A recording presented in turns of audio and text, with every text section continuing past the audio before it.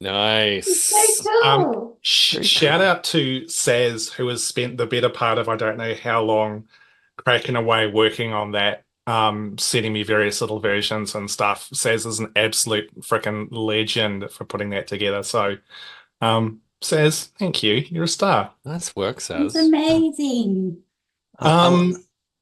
I didn't actually have the volume on Twitch because I get an echo. There was a sound of it. I'm sorry. It was just with some lovely music. And Okay, I wasn't sure that we needed sound on or something. When it started going, I'm like, I don't have sound There on was because an of the echo. intense voiceover. In a world where only one Introducing Durgar. Promethean as Delgrim. Crap. As So envisioning like days of our lives. with that, do we have any announcements today? Anything that needs to be shouted out? I think Pro does. I know that. Yeah, I guess tune in to Split the Party TV tomorrow. They are playing an additional 3 games on top of the 3 that were played today. I think the third one has wrapped up or is wrapping up. Raising money for charity. Same charity as for the goal you can see at the top of this very stream. So yeah, absolutely watch that. I will be there at Fortress Melbourne tomorrow, playing a little something. Yeah, outstanding. That is outstanding. Any other shouts from anybody? Any M&D stuff we need to call out? Cool. Hey, so I've just also realized that there's one other small change tonight. Some of you might have noticed that Kate is not with us this evening. She has got prior engagements, as you would have learnt at the end of the last session. So we do have a special guest for this evening. Can the special guest push their button and then whatever magic says has to do if there's any push your button? Because I don't know how this works. I said maybe. I'm going to be the one. You absolute loser. Oh, Ham. Such lies were told. Such lies. Hey, solid effort though. Everyone pay up. I called it. Everyone pay up. I called it. I will say I was at a bottomless brunch today, but I had the respect for Ham to not drink excessively. And here she is. Fool. Look at that. Hey, because you're not on our flash intro, Emily, do you want to actually introduce yourself and say who you are and what you do and all that fun stuff? Hey, I'm Emily. I'm no one important. That is the incorrect answer. Yeah, I guess I'm somewhat important to little amounts of people, but hey, the most important thing is that I'm here tonight. Secondary to that is I'm over on the It's Fate script channel and also over on the Lorettes channel, just hanging out, living my best life. But tonight, most importantly, I'm here to support all of you in the best way possible. And just to point out, also on the It's Fate script channel, Emily plays and DMs, and she actually DM'd a game last night for the Echoes of Divinity campaign. So you could go and check it out, or you should check it out, or you will check it out. I mean, you could, but you'll face only disappointment and regret. Yeah, we won't be mad, just disappointed. Yeah, exactly. That's my entire aesthetic. When anyone goes, hey, Em, describe yourself in a couple of words, I go, well, let me tell you, you'll just be disappointed.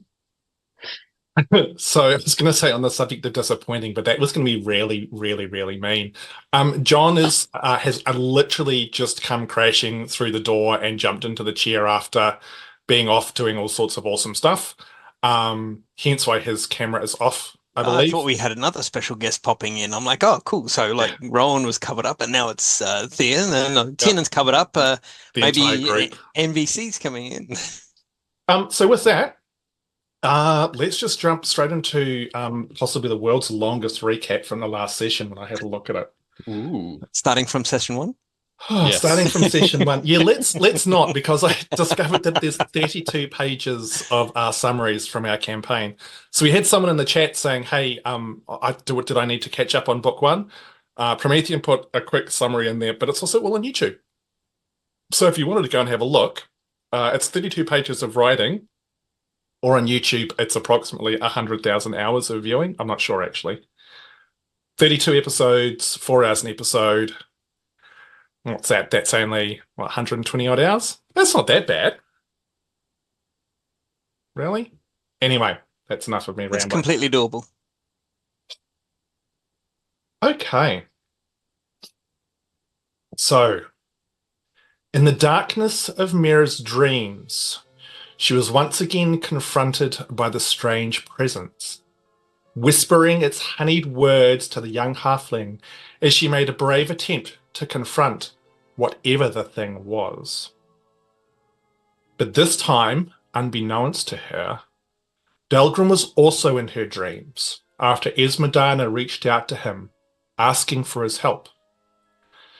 In this strange space, however, Delgrim found himself adrift and struggled to make his way towards Miera, swimming through this sea of darkness. As the voice whispered to Miera, a strange light split the darkness, and the words lured her forward. She heard different voices through them, some she did not know, but others familiar. Athelas, Aloysius, Bex, all imploring her for her help. Miera struggled against the light as it intensified, burning both her and her ranger friend, but she remained focused, imploring to know what to do and how she could help.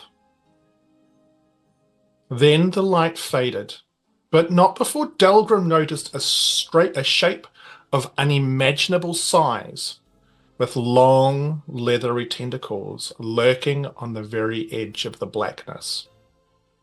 Onward he pushed, calling to his friend, who seemed oblivious to his presence. Miera then became aware of a trail of lights, small motes of starlight, that trailed from the dawn in front of her and across her skin. Each one that touched her felt like a gentle caress or the touch of a loved one. And as they touched her, the voices told her that this was the arcane, the very essence that made up the world. But the arcane was waning, and without it, the world would be in peril. She could help, though, by seeking out a man called Saracen Islway and joining the Dawn Dreamers to return that which shines. Delgrim, frantically trying to get closer to his friend, could now see these tentacles gently wrap themselves around her, something she appeared to be oblivious of. Reaching out with his mind and using his sharply honed skills, he tried to gain an understanding of this thing that had his friend. And then it sensed him. The light vanished, and the honey words turned to one of hate and spite, accusing Miera of bringing one unworthy to this place, soiling it with his presence, and that she was unworthy of her gifts. With a flash, powerful energy scorched the two of them to their very souls. Rowan, always awake, was the first to hear their shrieks, but it was Tiernan who jumped into action first, awoken from his slumber to find his two friends now not breathing. Using his various shard-powered devices, he was able to bring Miera back from the brink of death, while Grumpfel used his divine magics to do the same to Delgrim. Shaken from the experience, the group took a moment as the two of them recollected the events of the dream. Discussions were had as they wrestled with what to do next. Still, wanting to fulfill their promise to help Greenfield, our heroes were also uncertain of what this could mean for Miera moving forward, and whether her sleep would ever be safe again. They consulted with Esmeralda on the topic, and while the ancient being was unable to provide much insight into what the dark presence was that lingered on the edges of the dream, or what that which shines was, she did advise that to the north, in the Duragar town of Nar Ithil, there were skilled craftsfolk who may be able to create something to help protect Miera's mind. Highly talented in the psionic arts, even more so than the usual Duragar, the town was located near where Esmeralda's fallen brother, Tethronos, was, and that his presence, although much more faint now, could possibly impact on this. Wanting to help the friend, the group decided to write 2 letters. One to Greenfield, advising them of the Terrorlight they'd discovered and that the wealth generated from that could help save the small village, and another to Grumpfel's home as Furzina, asking for aid to come and help mine the strange crystals. Gold was also sent to Greenfield to ensure any immediate debts that Peregrine had created could be immediately dealt with. Having said their goodbyes to Esmeralda and many of the group asking private questions of the great being, our heroes finally left the mountains, returning to the small village of Barleyburg.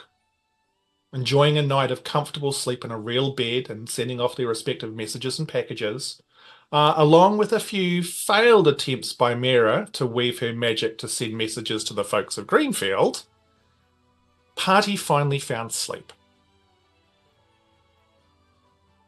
In the cool air of the following morning, as the wind rustled the trees outside the inn they were staying at, they awoke.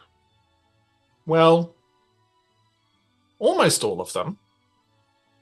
For once again, Rowan had vanished.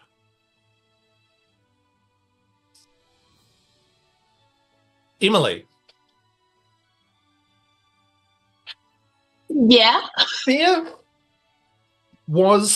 It was early morning when she was out just collecting a few bits and pieces around the campsite where she'd been staying with her new friends, when all of a sudden she finds herself in a strange inn.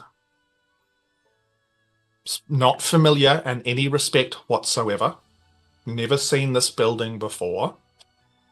But the sensation that you feel is very, very similar to the first time you swapped places with the other people told you was Rowan, despite the fact that, as far as you were aware, Rowan was deceased. Oh, she's so dead. What would you like to do? Whereabouts in this inn am I, like, You're just like in currently? A small private room. Oh, I'm in my own room? Yeah. This is luxury. So I guess the first thing that Thea would do is look down at herself and just make sure that she had all of her belongings on her. Yep. Yeah, it was like you'd packed up pretty much everything, like you were ready to travel for the day. You just stepped off to try and collect up a few herbs and stuff like that, and then boom, change.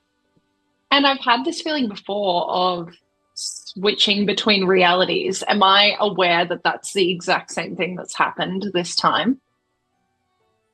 It feels incredibly similar. Cool. So if that's the case, I guess I would head downstairs, or to wherever the main area of the inn is, having last time been thrust upon a group of adventurers that didn't want me to be there. I would try to be as hospitable as humanly possible. So I'm going to go to, if there's a downstairs where, like, is there a kitchen or like some sort of a bar or something downstairs? Yeah, look, you go downstairs. There's a very, very simple little common room. Couple of just round tables. There's a small fire in the fireplace.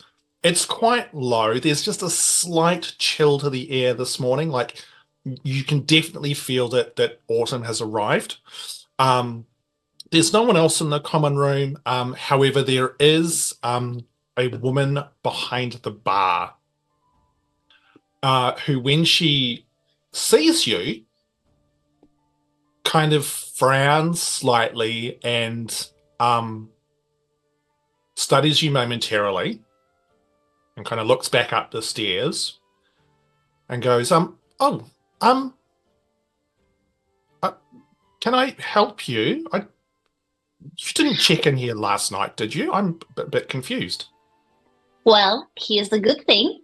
My room was paid for. And if you could just do me the good graces of giving me a hot pot of water, I would be ever so grateful. The woman's obviously caught off guard. She's sure, and she turns and just takes a small pot and heads over to the fireplace. You can see she fills it up with water from a small barrel that's situated there, and hangs it on a little thing that's suspended over the fire so the water can start heating up. While that's kind of happening, I'm going to take my backpack off. Mm-hmm. I'm going to rummage through it, and I'm going to find, as someone that has collected herbs and different flowers and florals over time, I'm going to combine them all, some really nice ones. So I'm going to get like some lavender, something sweet, a couple of different things, and I'm going to put it in the boiling water to like brew, and some tea leaves to brew into a tea ready for whoever the adventurers I join to come downstairs and hopefully not murder me in the process. Cool. Excellent. Because you can't murder a woman with tea. No, I mean, it's like literally a law. So, bouncing across to the murdering adventurers, which of you do you think would be the first to arise? Delgrim, I think, would usually be up pretty early to have a bit of a stroll, bit of a look around, catch the morning air, waiting for Grumpfel to brew some coffee. Anyone else sort of an early riser, or? I think Tiernan can be, but depends whether or not he stays up late. Did Tiernan stay up late tonight? Yeah, no. I was going to say Miera's like a getting up at lunchtime kind of. No, Tiernan did not stay up late last night. He wasn't working on anything in particular, so I'm assuming he'd wake up early. Okay. So we'll say that at this stage, Tiernan and Delgrim, you both sort of emerge from your rooms almost sort of at the same time,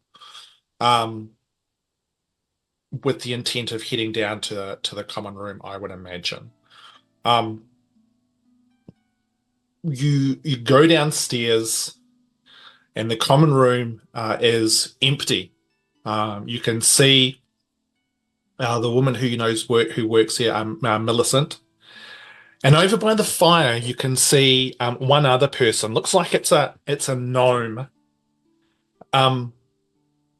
As you kind of take a second glance, you recognize this gnome as Thea, who you met it's probably a couple of months ago now.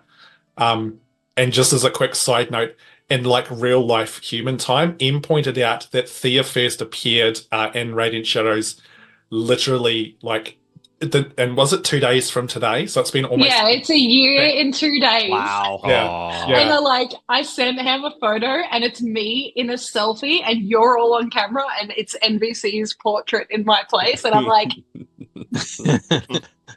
so there you go. It all comes around. But you notice Thea down by the little fireplace, looking like she's brewing something over it. Tiernan will just stare at her for a moment, blink a couple of times, rubs his eyes and go, "Oh, I haven't had enough coffee for this yet," and just go straight over to Millicent and say, "But I have tea." Something stronger? It's coffee, please. When you say coffee, is that when Grumpfel, like I dream of Genie, and then appears with his with coffee? Look, if Grumpfel's an early riser as well, potentially Grumpfel emerges about now. I have no idea. Grumpfel's on autopilot last time. So you as autopilot, you have to tell me what was his disposition going to sleep. Was it an up and troubled sort of thing, or was it I'm dead, I want to go to bed early sort of thing? No, because they'd been traveling for a few days, so I think it would have just been a good chance for a good night's sleep in a comfortable bed. Pretty chill. Then quite possible that he'd be up early. Yeah, okay. I just remembered something. Yep. Okay, so as Tiernan makes his way down to the bar, desperately looking for coffee, Delgrim, what's your response? It is you. Wait, is it you from this universe, or is it Rowan here? Tiernan, do you want to check if Rowan is in her room? Tiernan just looks at the stairs, looks up, and goes, If Tiernan looks up at the Coffee stairs, first, he'd probably see Grumpfel at the top of the flight of stairs, perhaps. Yep. Perfect. Oh, Grumpfel, can you go check to see if Rowan's in her room, please? What? Rowan. I just want to point out that I woke up in a room, so I don't know if it was Rowan's, but I was there. In the room upstairs, you say? Yes. Well, it wasn't downstairs. Thank you, gnome lady. Tiernan was It's something, Thea. so Grumpfel will start making his way slowly down the stairs because he couldn't hear what was said. Okay, cool. Awesome. Tiernan, you get to the bar and you can almost see the cogs in Millicent's mind going as these various conversations sort of happen and the stark look of confusion on her face. And when you request coffee, she says, I have to wait for the gnome to finish making her tea in my fireplace. Grumpfel hears that, does a full 180 and heads back up the stairs. Cool. Grumpfel, take this.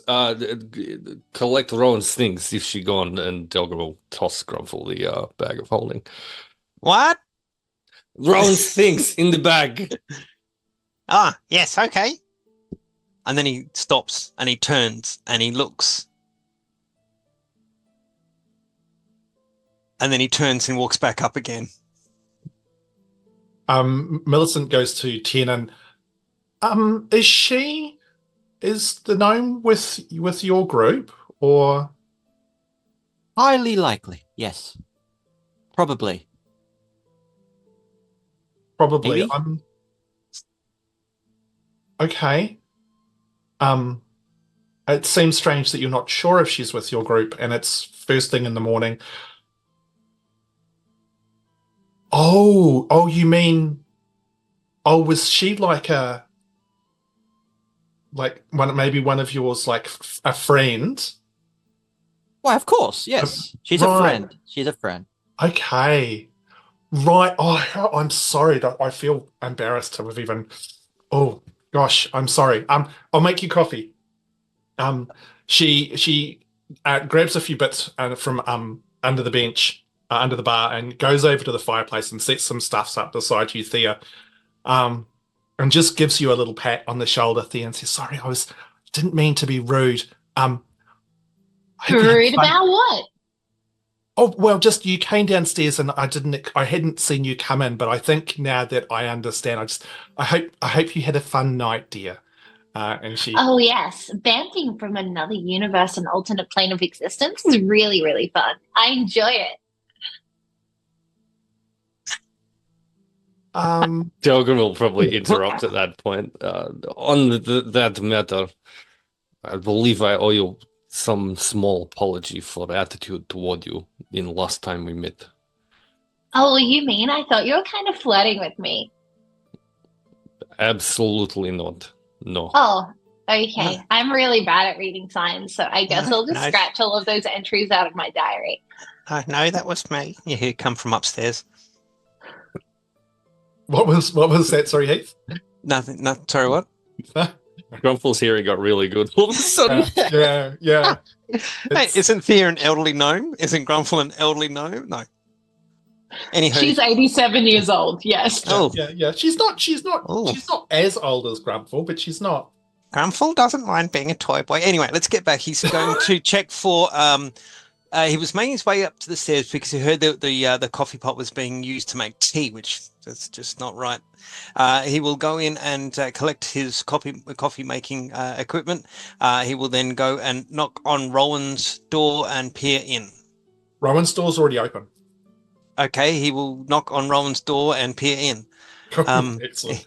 You look in, you can see a bed that someone's obviously slept in, but you can't see any signs of any of her gear. Okay. Looking around for any phalangeal jewelry.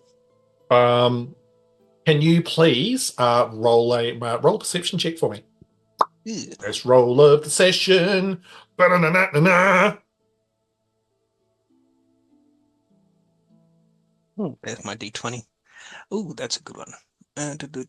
Perception, waiting for D&D Beyond to reload. Come on, blank screen, blank screen. I should know it's an 18, and I remember he's +6 perception. Yeah. So that'll be a 24. Yeah.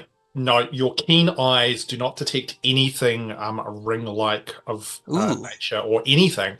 The room seems to be very, very empty apart from just the standard stuff that's in these rooms when you first came in. So all of Rowan's stuff is gone? Mm-hmm.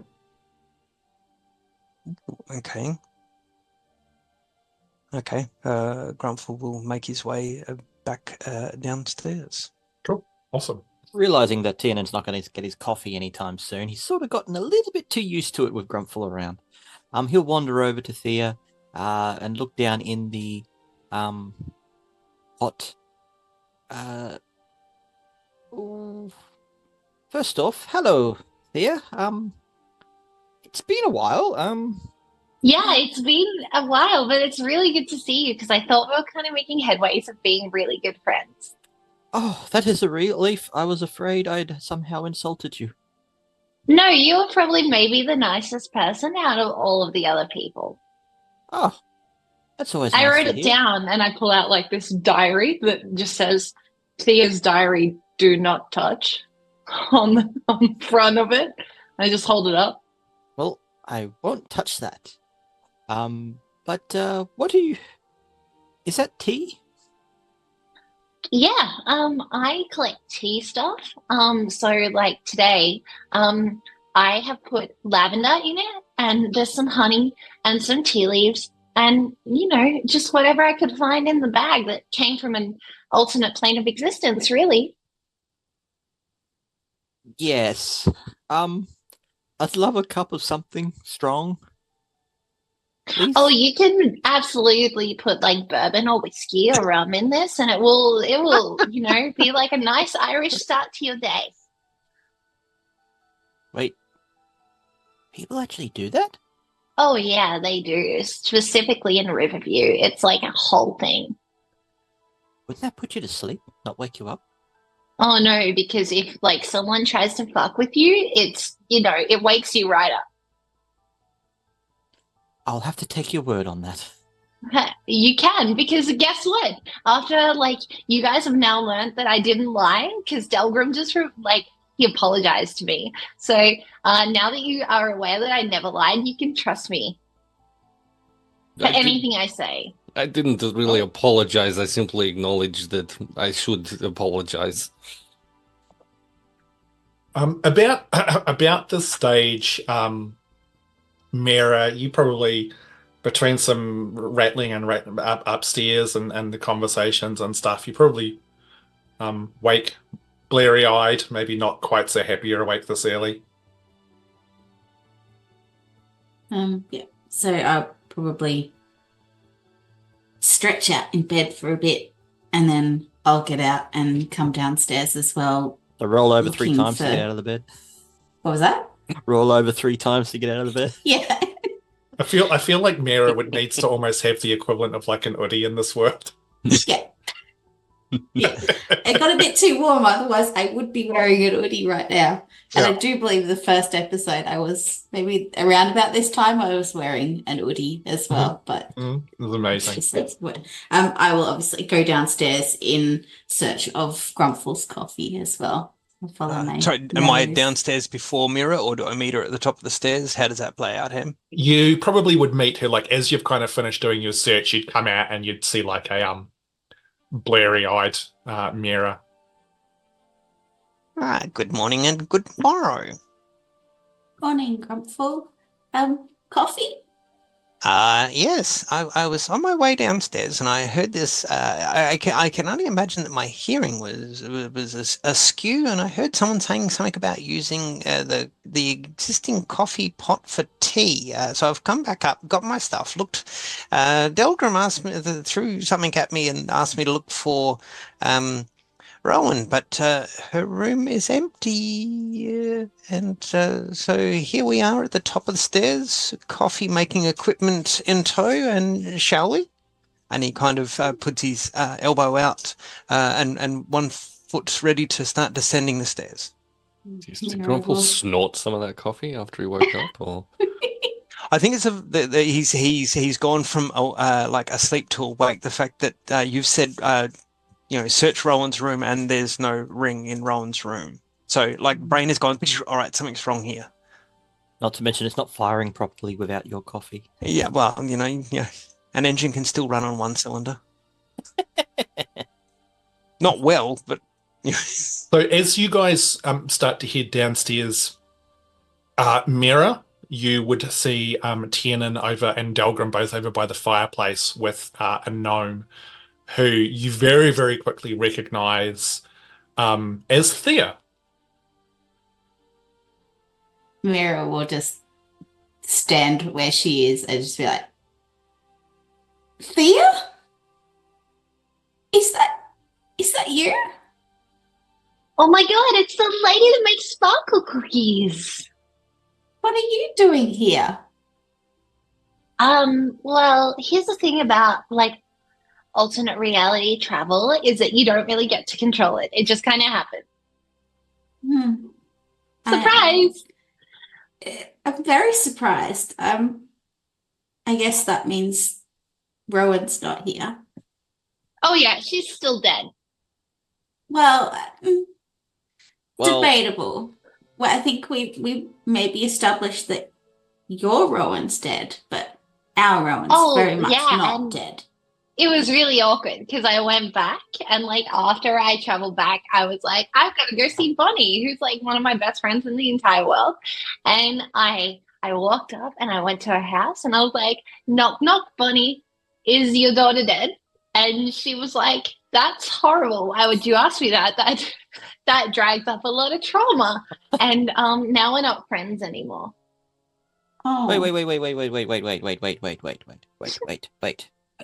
wait. You've mentioned interdimensional travel. Yeah. How do you know what that is? Have you done this more than once here or to other dimensions? No, I just if you get 2 and you put another 2 next to it, it's like putting 2 and 2 together, which makes 4. And 4 is a magic number.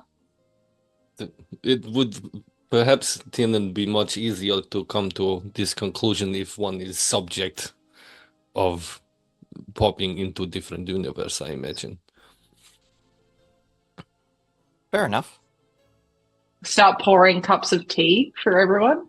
On that note, Thea, when you returned to your universe, then did you investigate nature of this occurrence in any way? Do you know if there is trigger or how this is actually working and happening to you and our Rowan? No, I just trust the gods. Really, which ones?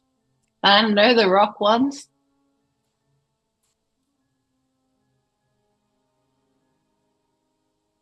Grumpfel's going to walk past Delgrim and just hand him back the bag of holding, and just sort of in passing go, nothing up there to collect, not even a ring. And he'll go and sit down by the fire. Hey, Grumpfel. Yeah. When you go and put stuff down by the fire and stuff, and you turn, and just a moment, your eyes sort of rest on Thea. You notice hanging around her neck, almost impossible, like it was sort of slightly concealed by clothing, but you do recognize in a small sort of leather thong a rock. You've seen that rock before. Specifically that rock or a similar one? I mean, it looks very similar to the rock that Rowan's put into your hand before. You couldn't 100% be sure, but it's like, it's not, I mean, it's a tiger's eye. It looks very, very similar. Rough, the same rough shape and orientation of the banding. Yep. Anything on her fingers? Not that you, I don't know, actually. Not that's recognizable, but Thea, do you wear any rings or anything? Oh no, because they would get tarnished with all of my herb picking. Yeah, you don't garden with jewelry on. No, you can't be a garden gnome with jewelry. Well, Tiernan will be sipping his tea, just trying to wake up a little bit, trying to get all his faculties back. Now,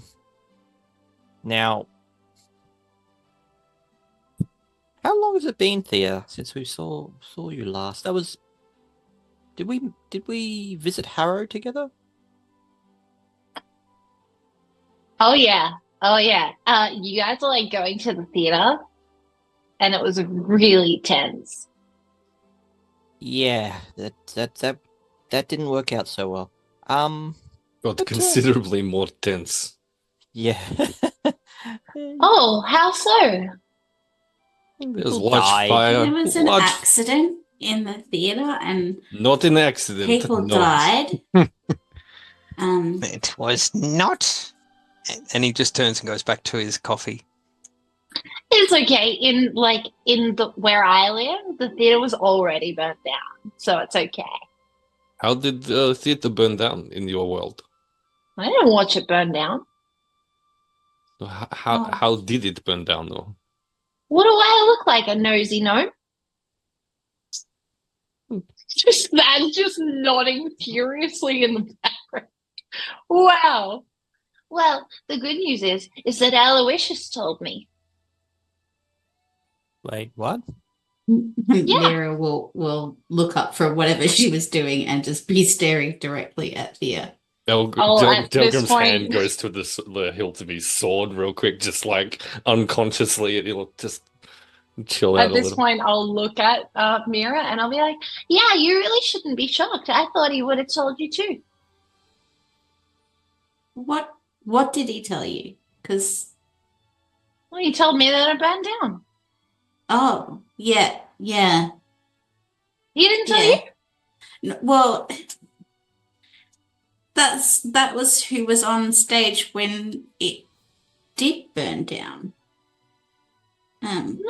Okay, well, I mean, And everyone in the group here feels that it was all of Aloysius's fault that the theatre burnt down, but I don't think it was. I think it was either an accident or there was some extenuating circumstances that led to that happening. It very definitely was. But Thea, correct me if I am wrong here. It sounds very much like you think Aloysius that we know is the same Aloysius that you know. How is this possible in two worlds? Is you saying this is same Aloysius? well, I don't know. I got booted out of your world before anything happened. But like in my world, Aloysius, really powerful, cast like this fireball and burnt the whole theater down. It was a lot. Well, that tracks. Did he say Yeah. why? Well, I mean, if someone casts a fireball and burns down a theater and kills a bunch of people, you don't usually ask questions unless you're like an investigator. And I'm not. I'm just a little gnome. But you should ask Miera. Aloysius likes you a lot. I would if he hadn't just abandoned us and run away. I don't know where. Oh, that didn't happen in my world. In my world, you and Aloysius are like best friends for life. And you're like traveling with them and everything.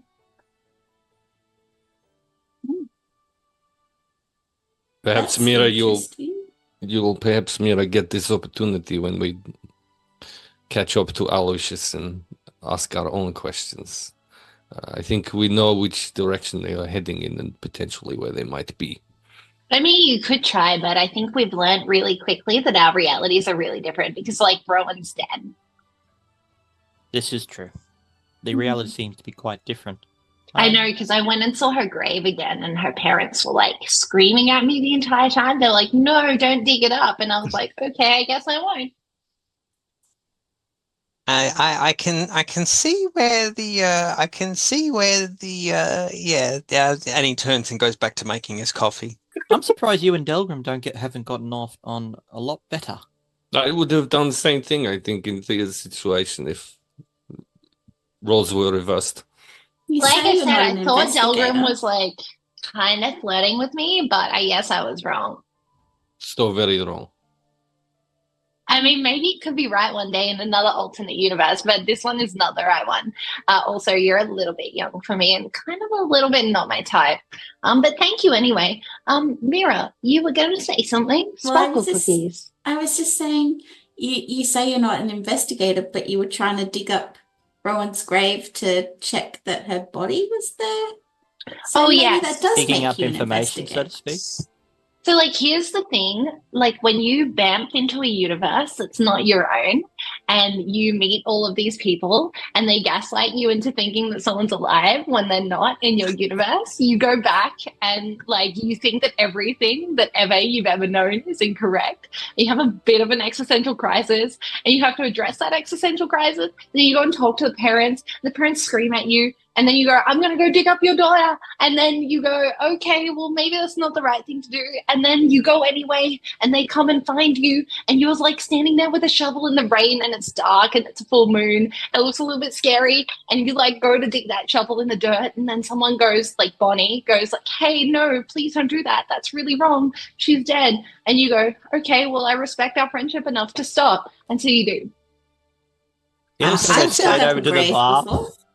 I'm sensing that this comes from your mother. Now, please lay down on the couch and tell me some more about the relationship with. Sorry. Tiernan's going straight up to the bar. Maleficent, I heard there's such a thing as like an Irish tea where you pour some alcohol or something into it. I think I really need it this early in the morning. Oh, yeah.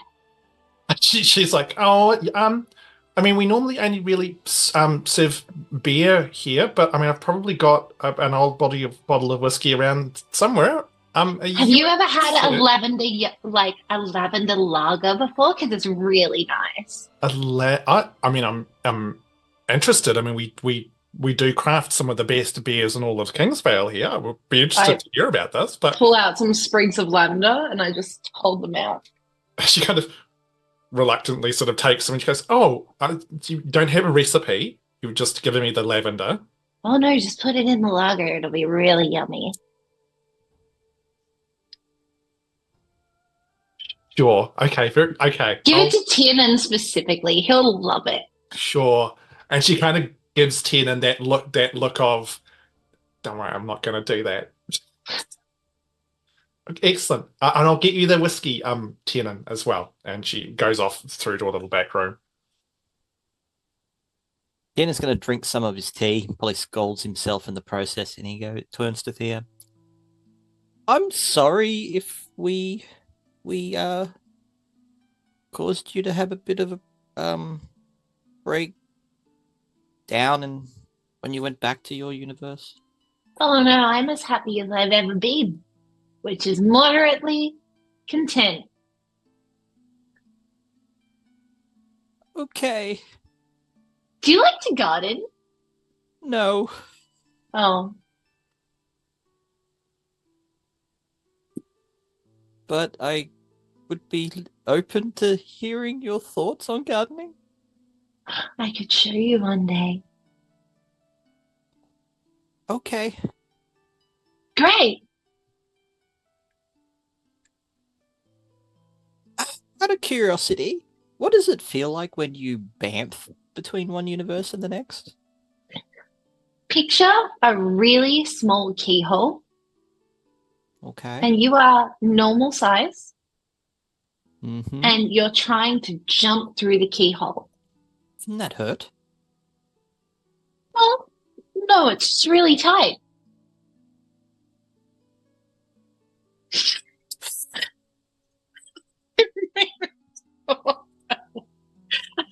Anyway, it's canon now. Yeah. So like the you tight just kind of keyhole stand there. effect. Yeah, and you're just kind of like, oh my gosh, I'm on my way through. Like, and you have no choice. It's like, But it doesn't hurt. No, I didn't even know I was here until like not long ago. I thought it was all a dream. Because that's how most things end. Well, this is certainly not a dream, and we have work to do. So, Thea, would you be willing to travel with us if we make it out of here today? Oh, I'm super powerful, so yeah. That could be very helpful in our journeys. I'm going to whisper to Delgrim at that point. I'm going to be like, Are you sure you want to travel with Miera? Of course, why would I not want to travel with my friend Miera? Okay, she was just, part of the whole, they're really bad people, but yeah, sure. Okay, all right, sure, let's continue on our way. What is really bad people? Oh, like Aloysius. It doesn't They're seem... not that bad, actually, if you get to know them. They're just, you want with fireballs and stuff. Perhaps in your universe this is case, and Miera has walked a different path. But here, I feel she's reasonable and able to discern difference between right thing and the wrong thing. Oh, yeah, you should ask her about Bex. I have met Bex in this world. You've met Bex? Wow, you're lucky. It seems like any other person to meet. Why is lucky? What do you mean? She's like super powerful also. These people we are with all have great strength in their own right. Oh yeah, you're just lucky that she even wants to travel with you in this universe. Because in the other, she like didn't even know you existed. I asked, and she was like, "Delgrim who?" Sounds like a stupid name. Well, you ask Bex or you ask Miera in your world? Oh, Miera. I asked Miera about everyone. I was like, your best friends, Delgrim, Tiernan, Grumpfel, Rowan. And she was like, who the fuck is that? Wait, you know Miera in your universe? Oh yeah, I've traveled with her for like quite some time now. Well, didn't you just say She's pretty that cool. she's part of a very dangerous group or something? I mean, dangerous, schmangerous. And you travelled with the Shamerous group. I don't know. I just wanted to stay alive. Miera, what is the... Do you not have questions about this? Did I hear that? I thought Thea was whispering it. Oh, Delgrim's absolutely not whispering. Miera, Thea knows the Miera in her world and has traveled with her. It sounds like a very different person to who we know you to be, though. What's their group called, Thea, over there? I mean, it's the delirium. Okay. Mystic delirium, Delgrim spits. Just the delirium, not the... Hey, watch it. You almost got it in the coffee. No, but like we also have, well, it was a mystic delirium, if you want to be really specific. But we were actually going to meet up with like the rest of the Dawn Dreamers. Do you Of the Dawn Dreams. Do you know about? Do you know who the Dawn Dreamers are? Let me ask you, Miera. Do I look important enough to know who the rest of the Dawn Dreamers are? Because if you say yes, you're absolutely right, but I don't know their name. Well, I mean, everyone looks important, I think, but you don't know their names, but you know. Oh, no. No. But Miera, I have another really fun fact for you. Mm-hmm. You know how you make sparkle cookies in this world? Yeah. You make shadow cookies in the other world. They're really dark and scary. Ooh. And when you eat them, you have an existential crisis. It's but do they taste good? Oh, no, absolutely not. Oh. They taste like dirt and worms. So they're bad cookies. Oh yeah, and also you have an existential crisis every time. I don't know if I like that. My cookies are supposed to make people feel good. Okay, well, in the other world, you're wrong. I did try so something different with sparkle Yes. cookies once, and it had glow moss on it, but the person I gave it to was really upset about it. you didn't need it though. She didn't, and she was upset that I gave it to her. And somehow I get blamed for being upset. I still do not understand this. Oh, I wonder why that is. You seem like such a good person. I am very good person. Thank you, Thea. He is a good person. Well, I'm a little bit confused here. It sounds awfully like your Miera is very Oh, super mirror image? evil and goth. Yeah, absolutely. Yeah, it's a complete, hopefully a complete contradiction between our Miera. Tiernan, what do you mean? Hopefully, our Miera is great. It's Miera's fantastic. For now. See? Who wanted coffee? Yes, please. Where's Yes, that go. whiskey? He's not doing it. You hear Millicent's voice. Can I have some coffee, please, as well? I don't even know what's going on, but my word. That's all right. Okay. I don't think most of us know what's going on anymore. Well, so on that point, did Delgrim in Miera's Dreamscape hear that exchange mentioning, was it the Dawn Dreamers? I don't recall if Delgrim actually heard that or if he was too far away to have caught. Or so that was something that Miera had told you guys about after when you'd all Gotcha. undeaded. Okay. Yeah. Yeah. Yeah, we spoke to Esmadana. Madonna about it. Yeah. Right. But Yeah. yeah. Sorry. No, it's fine. Tiernan, you say what you need to say. Oh, okay. I was just curious, Thea. You seem to know a little bit about the Dawn Dreamers. Do you know what they are? Not rather who they are, but what's their purpose? What are they doing? That sort of thing. Have you ever walked up to someone that you've never met and gone, who are you and what are you about and what is your life story? Yes. Okay, well, when you usually do that, people kind of go, oh my gosh, who are you? Why do you want to know? The Dawn Dreamers were kind of like, Aloysius was kind of like, oh, you know, the Dawn Dreamers, they're like kind of cool. And that was kind of all Aloysius told me. And I mean, the good news is they're just trying to heal the world, you know? And I think this world could use far more healing than what it currently has, which is why I'm a cleric and I'm just out here trying to heal the world and make tea. And she's Do you like kind the of tea? like she's like the female version of Grumpfel. She's tea, he's coffee. Both of them are healers. Boom, done. No, the position of healer has been taken. Thank you for... Oh my gosh, should we have a heal off? Should we try and like out heal each other? Because I feel like we should. No, because that's not Grumpfel's personality. Hey, Grumpfel, Yes?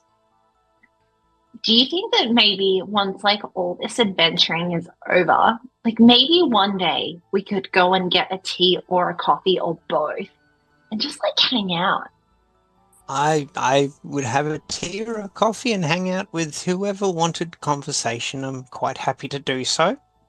We could be best friends forever. I do not see how this could be true. You exist most of the time in an entirely different universe.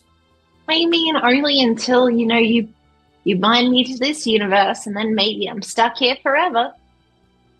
Bind you? How would we do that? I Is don't that know. even possible? Yes. Yeah. I don't know. Ask the DM.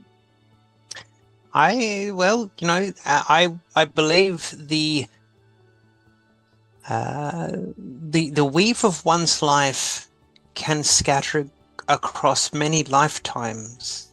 The weave of one's soul and spirit may exist multiple times across many types of lifetimes. So it is possible to meet again but who knows? If you know Miera in your world, have you your version of the rest of us?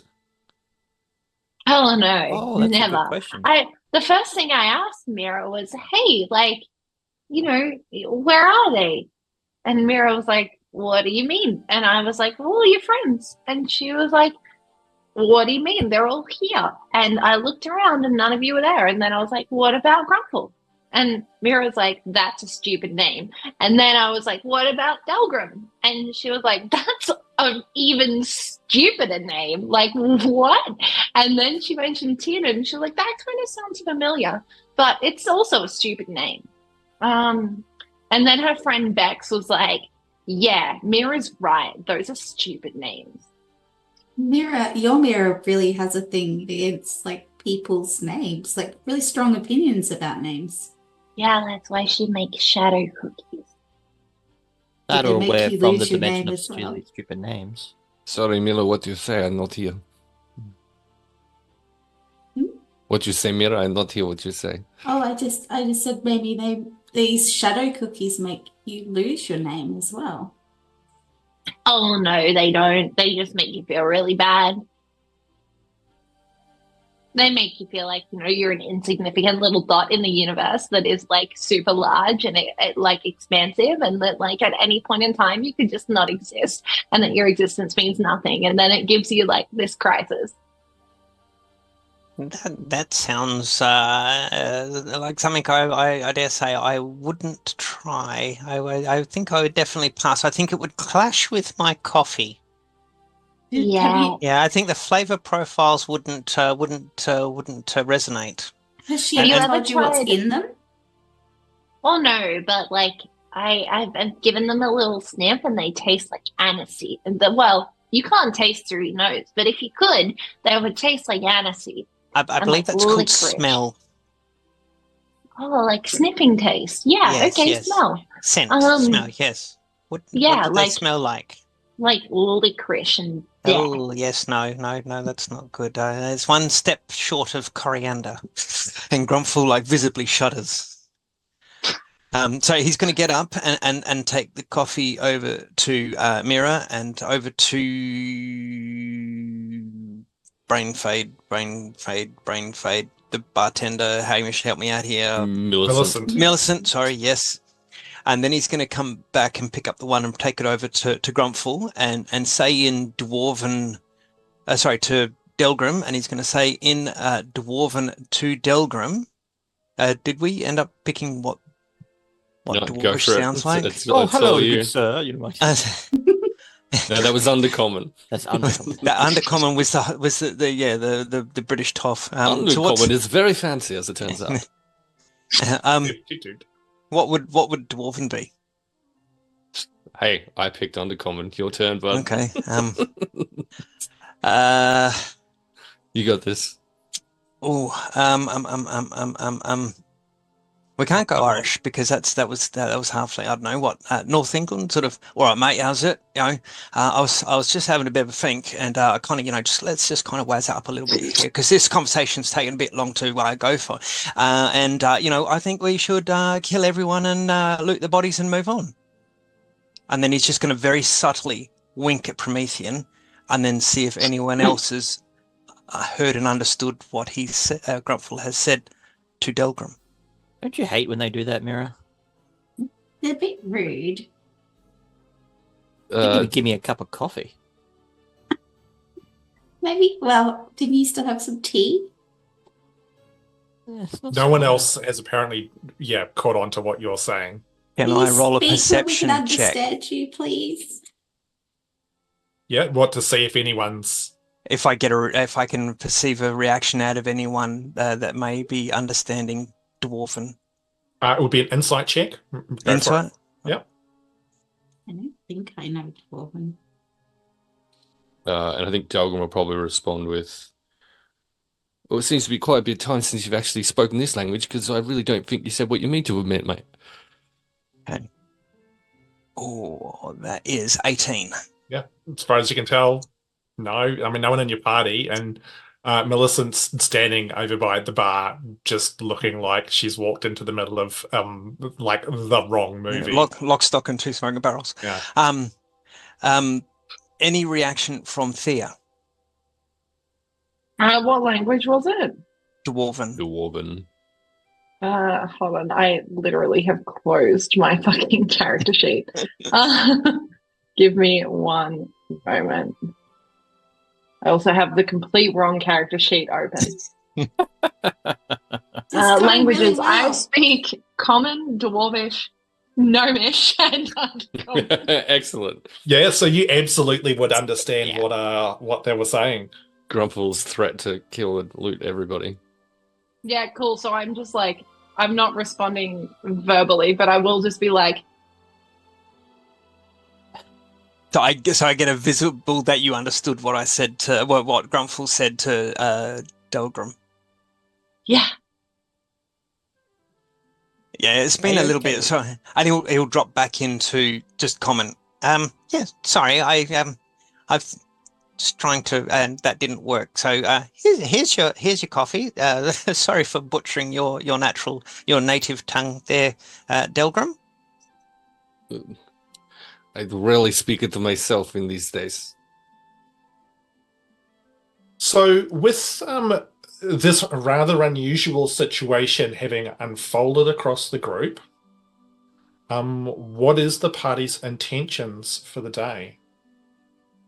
Or do they have more questions for this delightfully eccentric gnome who has once again joined them?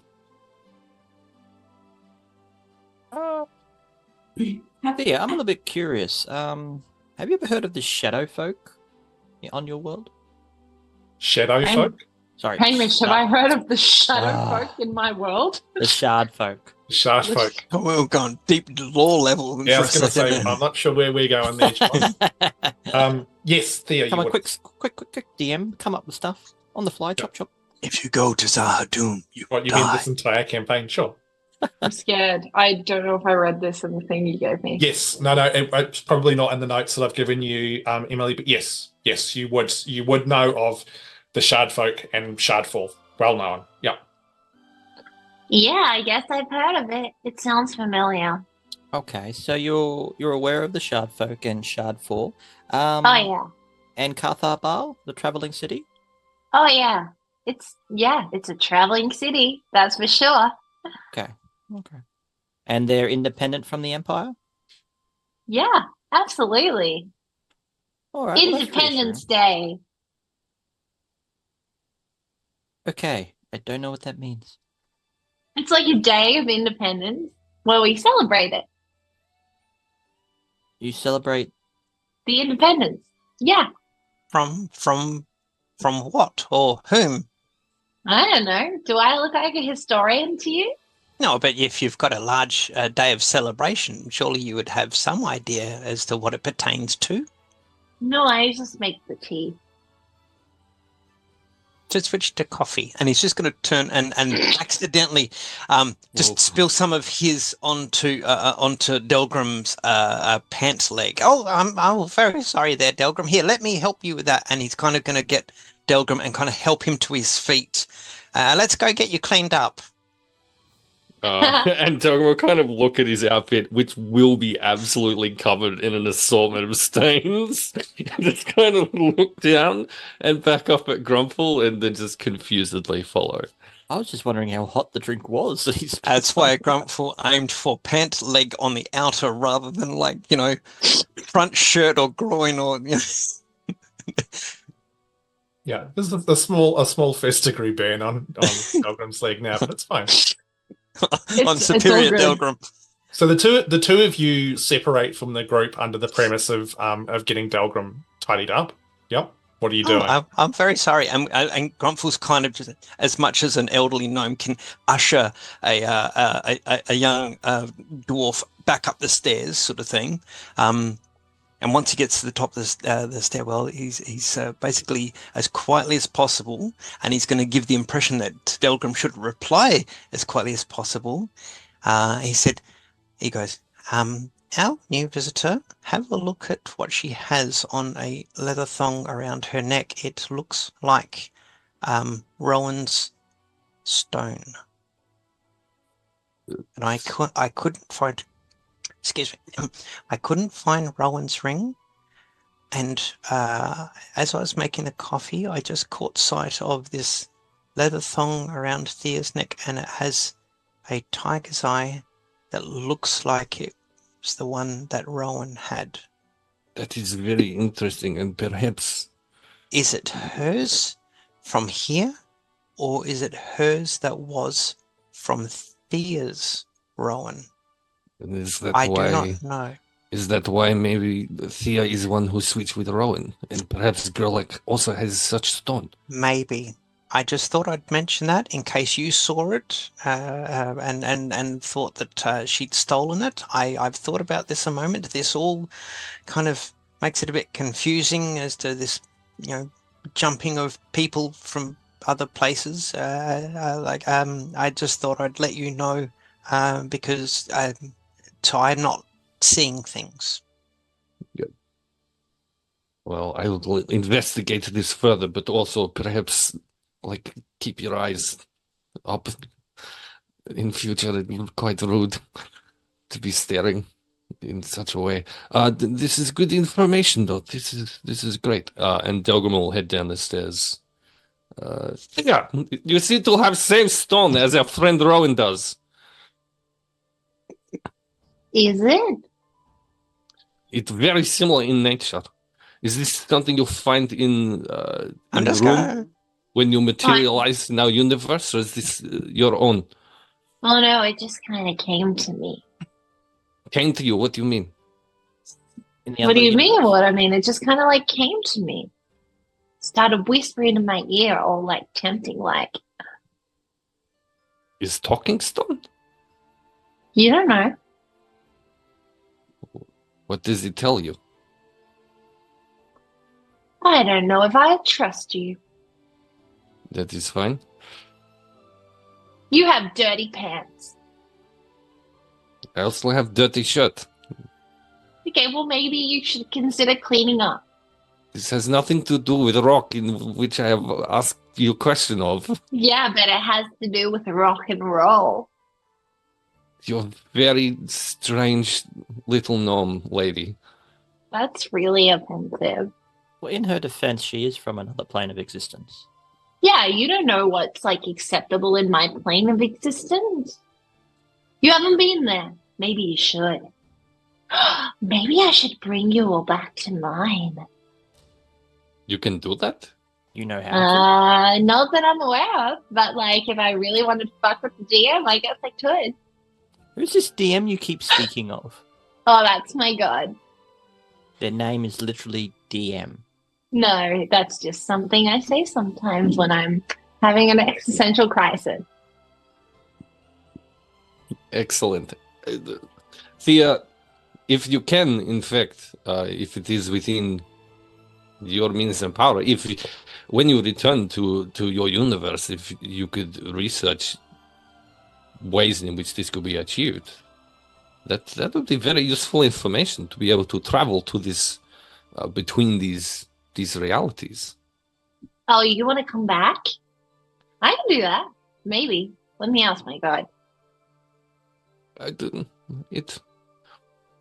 I think it would be useful if Rowan were to not return, for example, to be able to, our Rowan, of course, to be able to pursue her and bring her back to her own universe.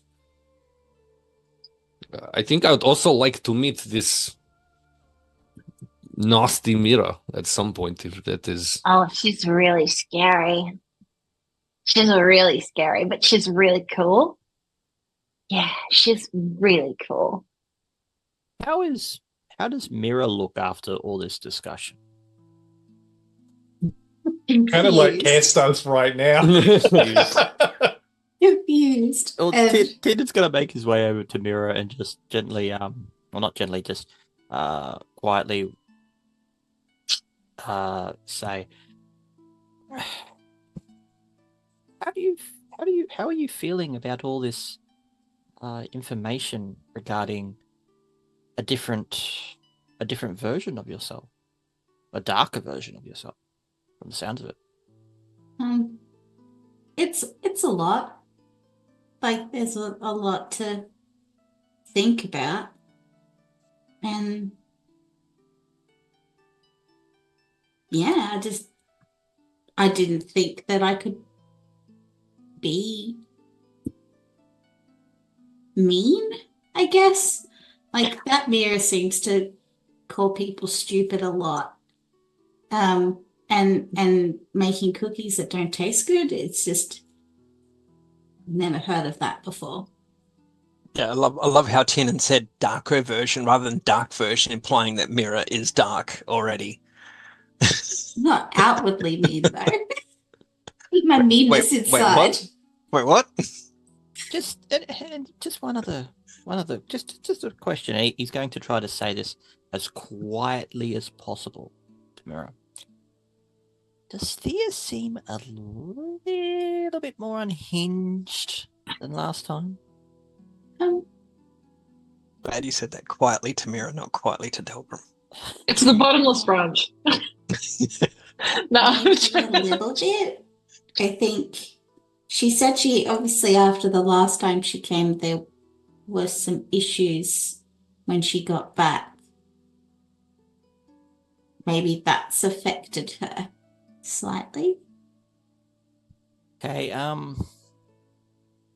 do you think she's dangerous? I mean, I want to say no, but you can't really judge someone based on their size. I'm not concerned about her size. I'm more concerned about her, I don't know, putting some random substance into a cup of tea. Oh, does your mouth feel tingly? Does it? No more than usual. More than usual. It was genuinely lavender. It was genuinely lavender and honey and tea leaves. If your mouth isn't tingly, you should be fine. Okay. If it tastes bad, never drink the whole cup. Why didn't Grumpfel give me a cup of coffee? Well, I think Thea had commandeered the hot tea in the fireplace. Yeah, Grumpfel used his own little coffee pot, but I didn't. Hang on. You didn't give it any. Okay. I think maybe so slight. Maybe it was Grumpfel was distracted because he was trying to communicate with Delgrim and it wasn't quite working the way he thought. Maybe yours is sitting over there getting cold and he hasn't noticed because he gaffed with the dwarven. Is this yours? Sorry. Thank you, Grumpfel. Well, as long as you're okay, Miera. It's just one way I would, I guess, offer to view what Thea is actually saying is that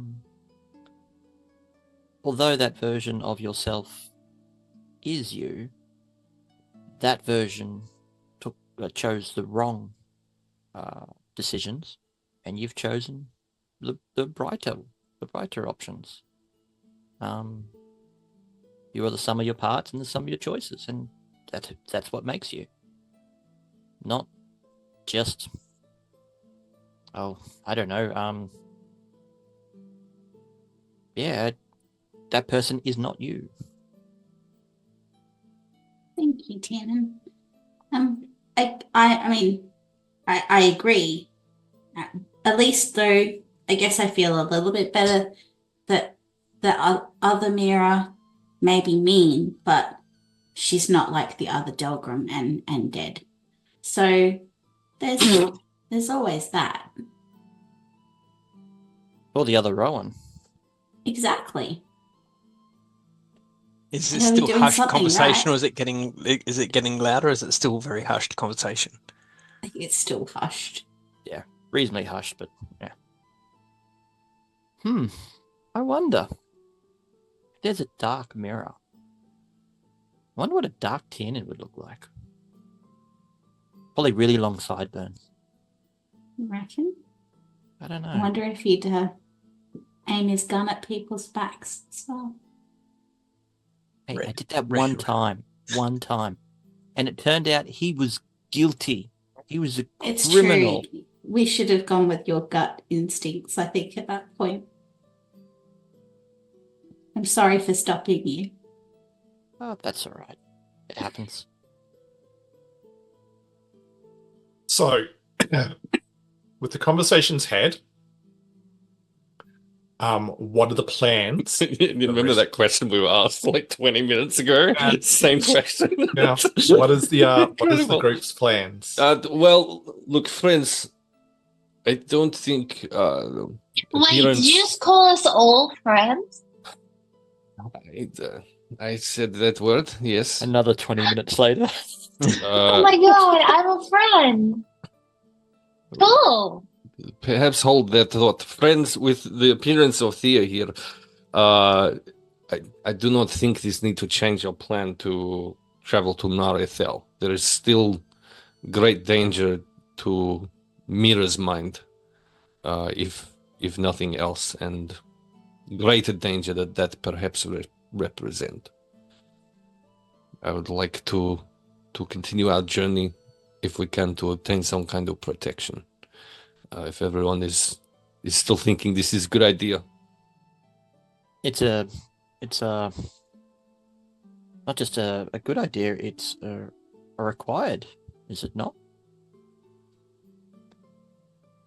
If we do not have some kind of protection, I feel Yes, same but then we have to situation do it. could happen in any time, in any way. And again, it was so painful. Truly, such a terrible thing to happen to both me and Miera.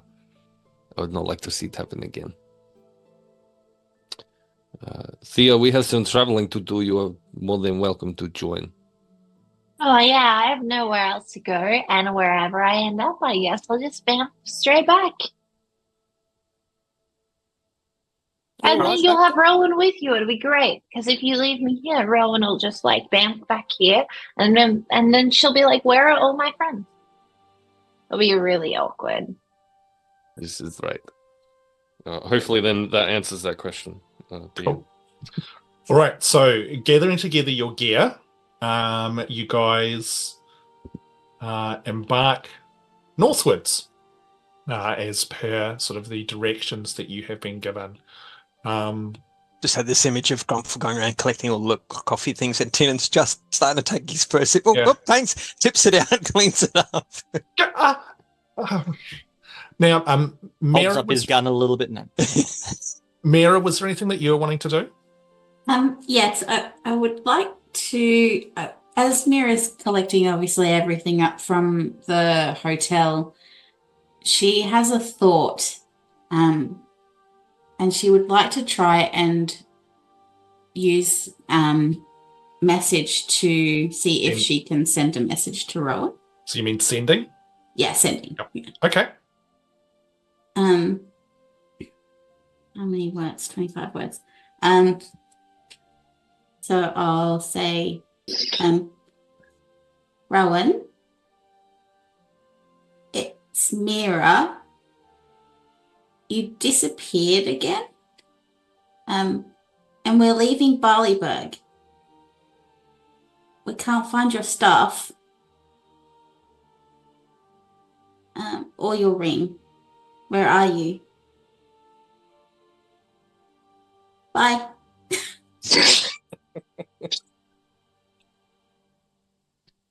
Okay. You feel that magical energy well up from inside you as you summon forth this magic. This time, though, after the experiences of the dream, you feel more in tune with that energy, and you remember in the dream those small motes of light as they touched your skin and passed through, that sense, that feeling. It's almost like there's been another part of you that's been opened up. It's easier to call forth this magic. But as you do, you can feel a much greater connection to almost, for the briefest of moments, all of the energy around you, all of the arcane that was mentioned to you in this dream. There's that briefest moment of it's everywhere. It makes up every part of this world in some fashion. And I'm connected to all of that. And then the sensation passes. Your magic unfolds as you send off this message. And you wait a couple of minutes and there's no reply. And you wait a few more minutes and there's still no reply. And after a while, you realize that you're probably not going to get a reply.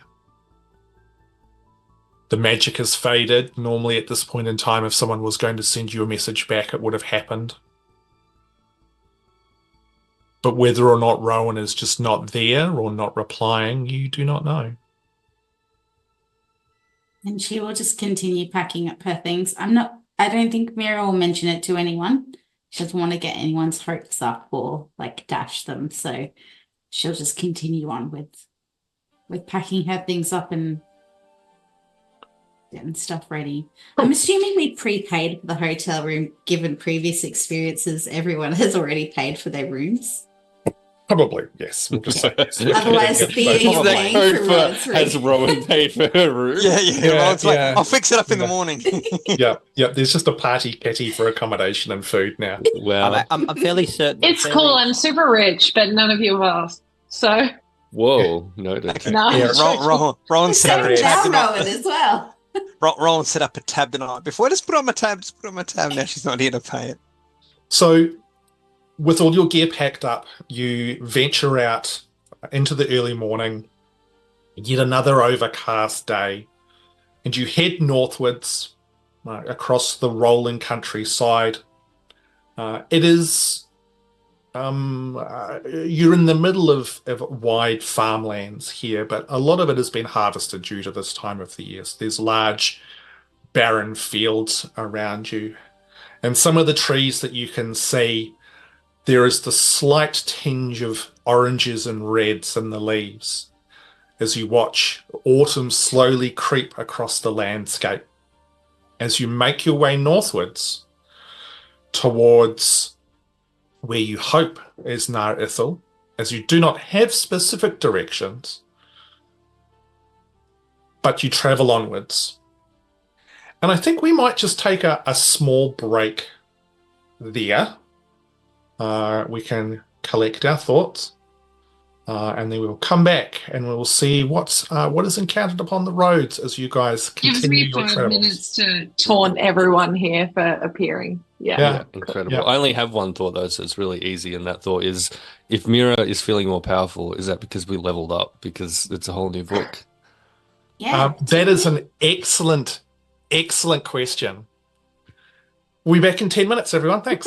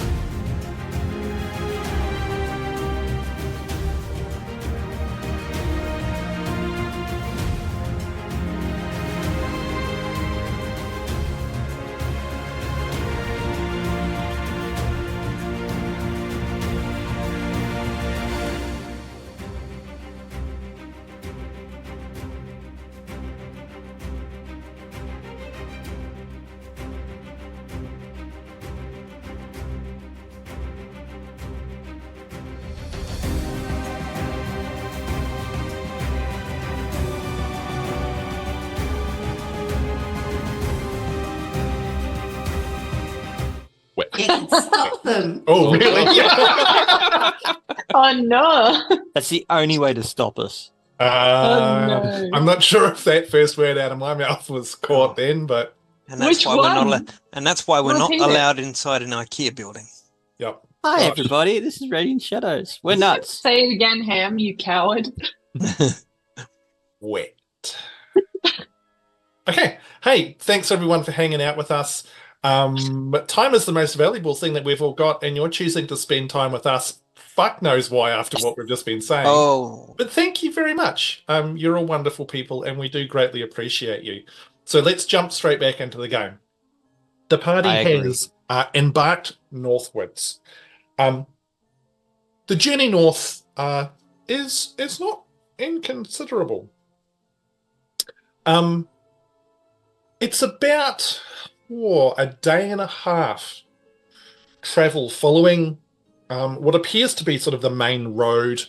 It's the same road that you had followed from Harrow across to here and now heading northwards, going off the edge of the map that you had purchased all that time ago back in Harrow. You come across the small town of Old Stream. It's smaller than Barleyburg, little more than a very tiny little sort of hamlet. No actual formal inn or tavern here. It's more like a small farming village. You all receive slightly strange looks as you pass through the town just after about lunchtime.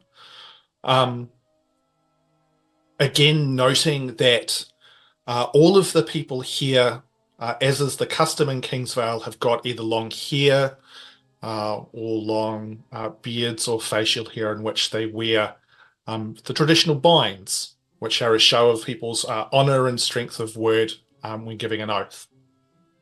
And of course, all of you are not adorned in this fashion, and if anybody busts out the scarves that you got when you first here, you get probably less of a strange look, but it's still very apparent that you're all foreigners who, if wearing the scarves, are at least trying to make the effort to fit into the society here. Still What about the binds that Grumpfel gave everyone? Yep. Even with those on them, there is still that sense of you're not Outsiders. It's not like you're completely devoid of anything, but you do get that sense that you are still looked at as slight outsiders. You continue northwards. It's about a day and a half. Let me just check my map here.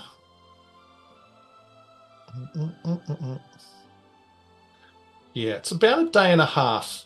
And ahead you can see off in the distance what appears to be a small forest. But approaching down the road, you can see heading in your direction about 6 people on horseback. As they get closer, you can see that all of them have got held in one hand a long lance or spear, and that all of these figures are wearing full plate armor. What's unusual about this armor is that it's all not your typical metallic sort of steel colored, but it's all white. And as they get closer, you can see the helmets they're wearing are all full helms, completely covering their entire head. And the faceplate on them appears to be caricatures of actual human faces. Not in a humorous sense, but twisted or shaped into different expressions. And some of them you can tell would even be potentially different races. So you could see that some of them are very much shaped like maybe a hobgoblin or a bugbear. Some of them are still very human in visage. But it is unusual to see this kind of adornment on a full helm. Grumpfel, you're worldly travelled. Have you seen these sort of knights, soldiers before? What would I roll, Hamish? You would make a history check. History. Nope.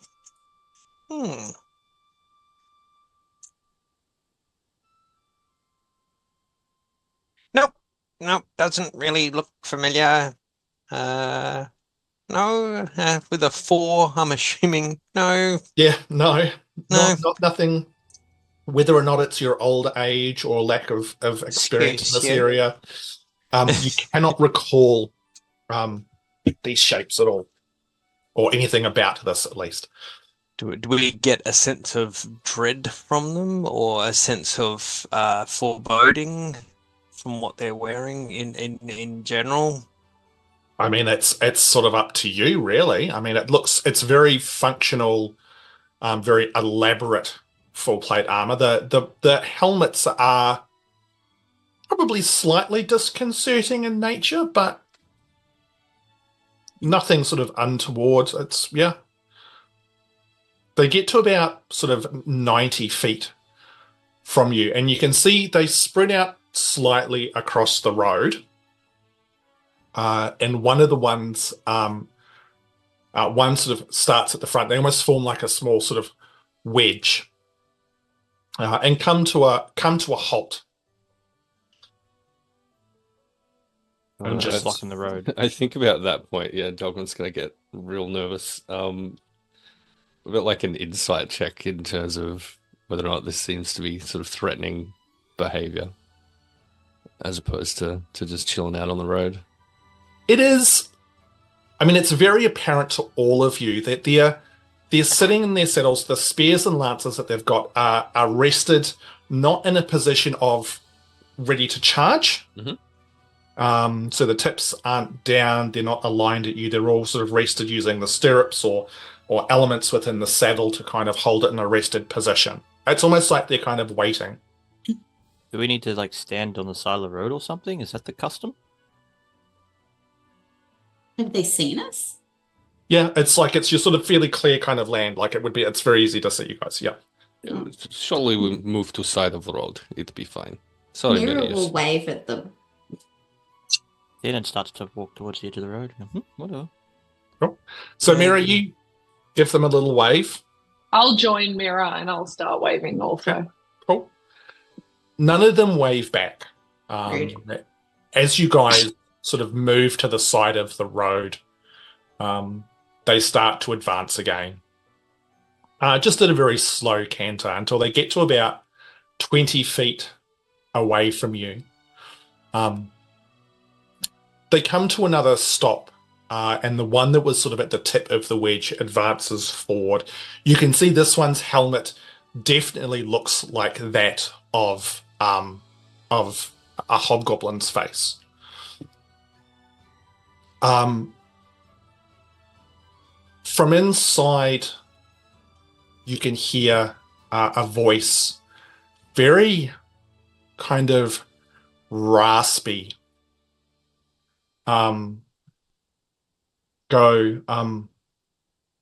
Travelers, where are you headed for this day? 3 things. Night. North. We are in search of a place called Nar-Ithel. Have you heard of this place? Could you perhaps direct us? If you're familiar. Yes, we know of the place of Nar-Ithel. We can give you directions.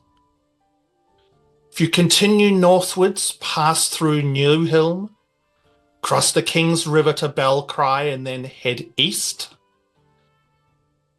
you will find yourself in the town of Drake's Head. From there, you can travel into the Scimitar Mountains. There is a fairly well-known trail there that will take you to Nar-Ithel. Oh, thank you, Sir Knight. I encourage you to travel quickly. The lands are not safe at the moment. The Thea-retical have been much more prominent around here recently. What is Thea-retical? Thea-retical. What is this? They are undead creatures that hail from the city of Darak to the north. Have undead wandering around down here?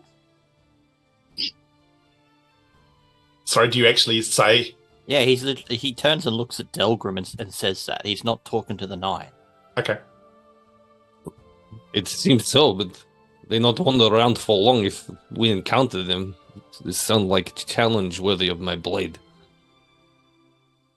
I don't know if you guys know, but death is like really just a cycle of life. Yes, I may have heard of death being a cycle of life. Yeah. Well, the world would be a terrible place if no one could die. Everyone would be hungry. Yeah, but sometimes the dead, they just walk, you know? Again, they not walk for long if we encounter them. Thank you for the warning, Sir Knight Man. So should we kill them if we see them, Sir Knight? If they will give you little choice, be wary in the evenings, and I suggest do not let them get close to you. One bite or one scratch can cause you to turn. Be wary and hurry northwards to New Hill. If you do need to stay the night outside of the town, make sure you find yourselves a defensible place. My knights and the other patrols are covering these lands more frequently as it stands, but we cannot be everywhere at once. Be wary. Okay, we will. Excuse me. Sorry. What was your name? Sir Knight? Everyone's calling him Sir Knight. Those of the Order of the Pallid Watch do not use names. We are simply here to protect the lands from the Thea-retical. Has Grumpfel heard of the Pallid Watch? Once again, make that good old history check. History or religion? Sorry? Would religion work? No, this is definitely a history one. History. That's true, though. Yep. Oh, it's absolutely. same bonus. The same bonus between it was just more of a. Ooh, that's better. 16. You vaguely recall some mention or of the Order of the Pallid Watch. A somewhat mysterious order which does not have a large number, but were duty-bound to protect the lands. Primarily from whatever this Thea-retical is. Is New Hill close? New Hill?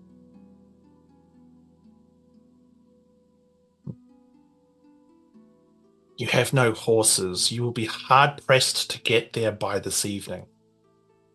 If you travel through the night, though, you may get there in time, but you would have to push yourselves.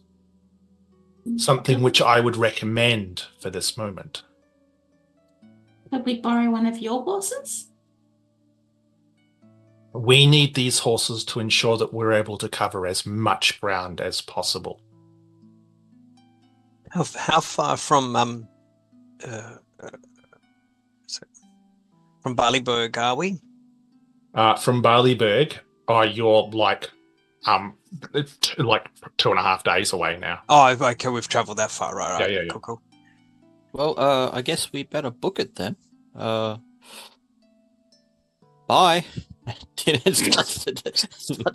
Start making a beeline. Miera will offer one of her, I can't believe it's not sparkle cookies, to the knight, and say, thank you very much for the extra information. It would have been good if we could have borrowed one of your horses, but we appreciate the advice. The knight bows and leans way down. Make a perception check for me, Miera. Just a cookie with the glow moss. At 13. Okay, cool. Takes the sparkle cookie, again gives you a nod, and the leader says, "Safe travels, and may you find your way safely to New Helm on this day." And with that, this patrol continues riding down the road. Grumpfel, just before they do that, as they say that, he says, May your time and duty be long and blessed. And I think just when they're out of earshot, Delgrim will kind of say to Miera, if you really want horse, I think we could probably take them. That's tempting, but I don't think that we should. Maybe at the next town we can borrow someone else's horse. Dark Miera. I cast fireball. We've all been there. Okay, so you guys continue onwards. It is late afternoon by the time you get to the edge of this forest. Off to the east, you can hear in the distance the sounds of a river. Quite a large river by the sounds of what you can hear. And as you enter the outskirts of this forest, there is an eerie whistling, howling noise as the wind blows through the tall trees. Nothing unnatural, but it just seems to be that, whether it's the type of trees or their positioning or just something untowards about this forest, the wind just makes a peculiar, unsettling sound.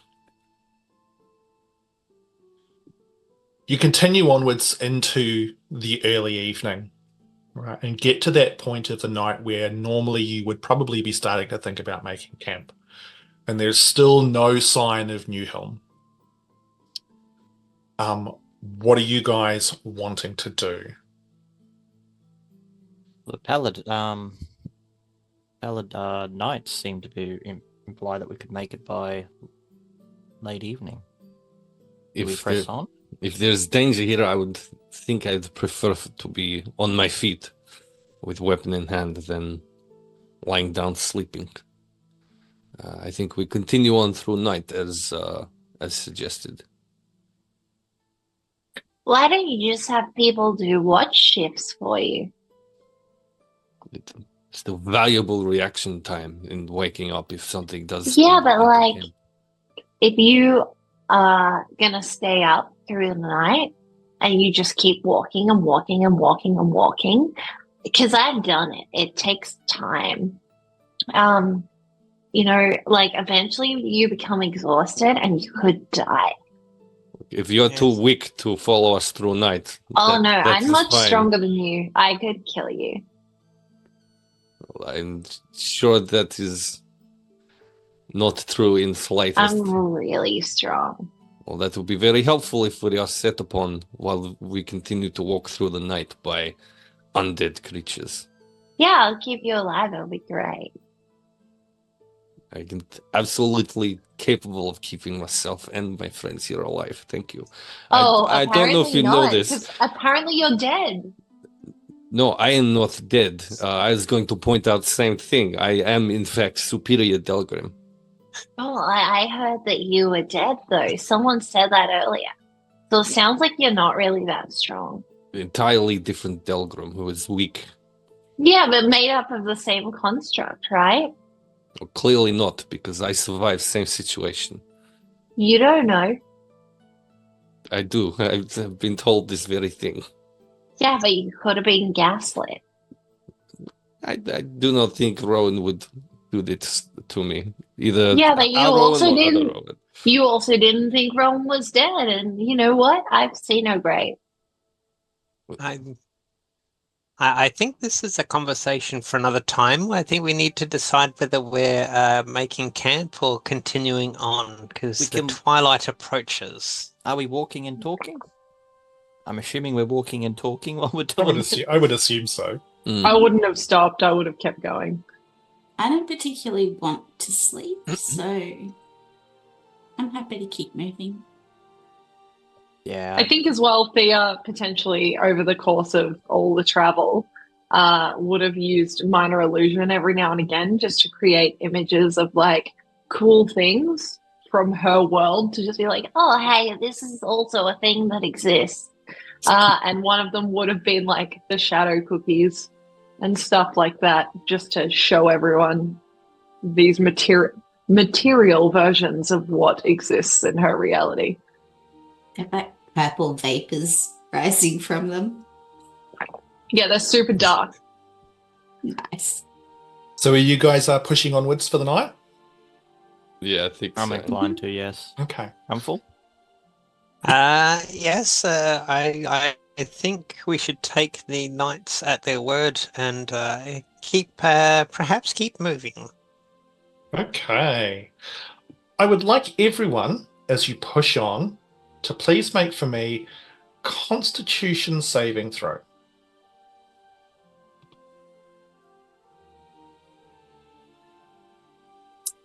Hmm? 19 for Delgrim. Okay. 30-20. 30-20. Thea? Natural 20. Ooh, Damn it. hard ass. I was really hoping she was going to fail. For a 21. Ooh, 19 for Grumpfel. Miera? 21. Holy. Bloody You hell. guys are determined. becoming like hardened adventurers. You've been out on the road. You've traipsed long into the night in the past. And We've so this is defeated something a that dragon. you're experienced with. You continue onwards through the strange, howling forest until finally the trees begin to thin out and you can see up ahead the tall walls of a township. The road itself leads to a large set of gates. And you can see, even at this hour of night, there are 10 soldiers positioned outside the gates that are currently closed. As you get closer, one of them steps forward, a large bugbear with a particularly thick kind of furry beard, who calls out, "Halt! What's your purpose here this late in the evening?" Ballad Watch told us that we need to get to town before it got too dark. We're traveling north. Where was that place we were going again? Nah, Ethel. Ethel. You can see they're sort of examining your ragtag little group, eyeing you up and down. And the guard shouts out, "Step forward for inspection." Okay. Jen's gonna walk forward. Yeah, Dogger will take a little step forward. Any of them wearing any religious icons outwardly? Make a perception check. Don't know why I put my dice away.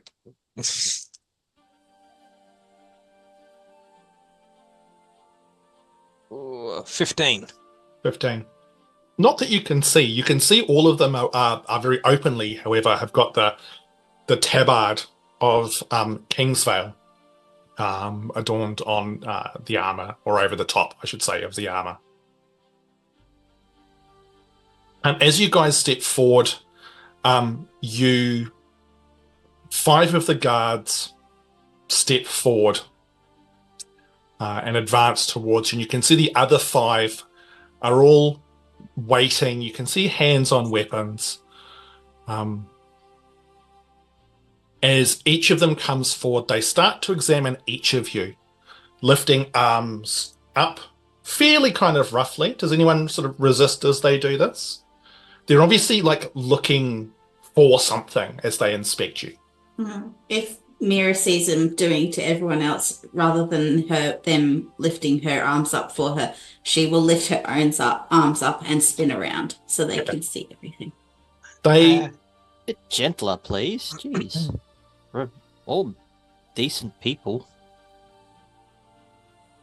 the soldier who's sort of checking you out, Tiernan, goes, "This has got nothing to do with being decent. This is just making sure the safety of the town." Okay. Aha. I guess. I've just twigged as to what's going on. Given that Grumpfel's got a good medicine score as well. It's probably... Yep, go Grumpfel. You're looking for bites, aren't you? Correct. Got to make Yes. sure no one's going to come in Yes. here with the fever. The Knights, the Knights of the Pallid Watch mentioned that. I am a healer, and I took that information as I took that information on board. We have not stopped journeying through the night. We did not make camp. We have made it on their advice straight to the safety of your walls. We have not encountered any that might give us fever, but you are welcome to make your inspection. The entire time Thea is like nodding and shaking her head at appropriate times. Yeah. Cool. And at the end she goes, I am a healer too. The one that's inspecting you just goes, "Oh, very well, okay." And they continue inspecting you. The one that was inspecting you, Grumpfel, goes, as he's sort of checking your arm again, it's very obvious now that Grumpfel's made the observation. Yes, they're definitely looking for bites or injuries. Says, "Doesn't matter if you're a healer or not. One bite from one of those things and you're potentially absolutely fucked." What is this? Potentially or guaranteed? Potentially. That's why Yes. we've got to check everybody out. Some people recover, lots of people won't. And just your how- regular common healing won't actually fix anything. I If was you've got the just fever, you're screwed. I was just about to ask. You said people recover, but like, in what sense? Do you have a healer in your village that is able to heal anyone of this blight? We don't have any healers who can do that. The only thing that we've got is some of the cells that they make up at the Alabaster Tower and Belcry. Right. But supplies are pretty low of that at the moment. We've got to save it for emergencies. So, fortunately, someone gets bitten. It looks like they've got the fever. Not allowed in town. Is it like a fever you can't sweat out?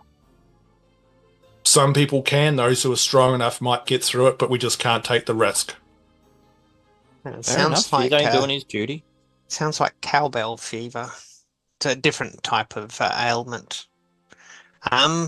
The salve, not wanting to oppose upon some, but because we obviously are not in need of it, may I have a look at it? No.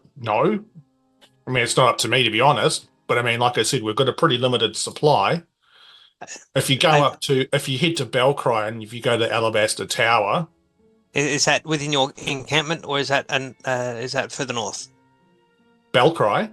Yes. Belcry's to the north. Okay. No, I'm my inquiries are, if I can discern its nature, I might be able to help heal anyone that you may have in the village isolated, or have without the village for safety reasons. If I may be able to take a look, I might be able to help, and I'll be the first to admit whether I can or can't. But my services, my abilities are at your service. Right. That's duly noted.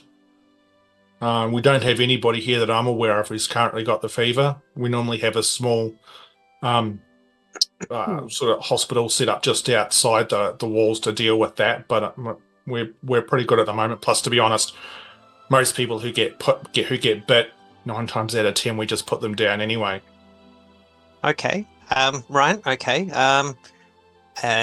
Does your encampment have any other? How big is this place by the look of it as we approach? It's a like town. Town, not city. Town encampment type thing. Palisade, wooden palisade type thing. Stone, like a good solid stone wall. It's about Because when they Harrow, said no healers, I was thinking, oh, maybe it's quite small. Yeah. So Harrow was a big town, borderline city. This is about half the size of Harrow. So it's a decent sized town.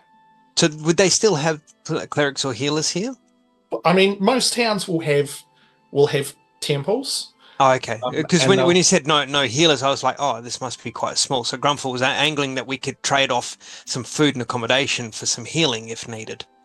Yeah. So the point that he was getting across was that a healer can't heal this fever.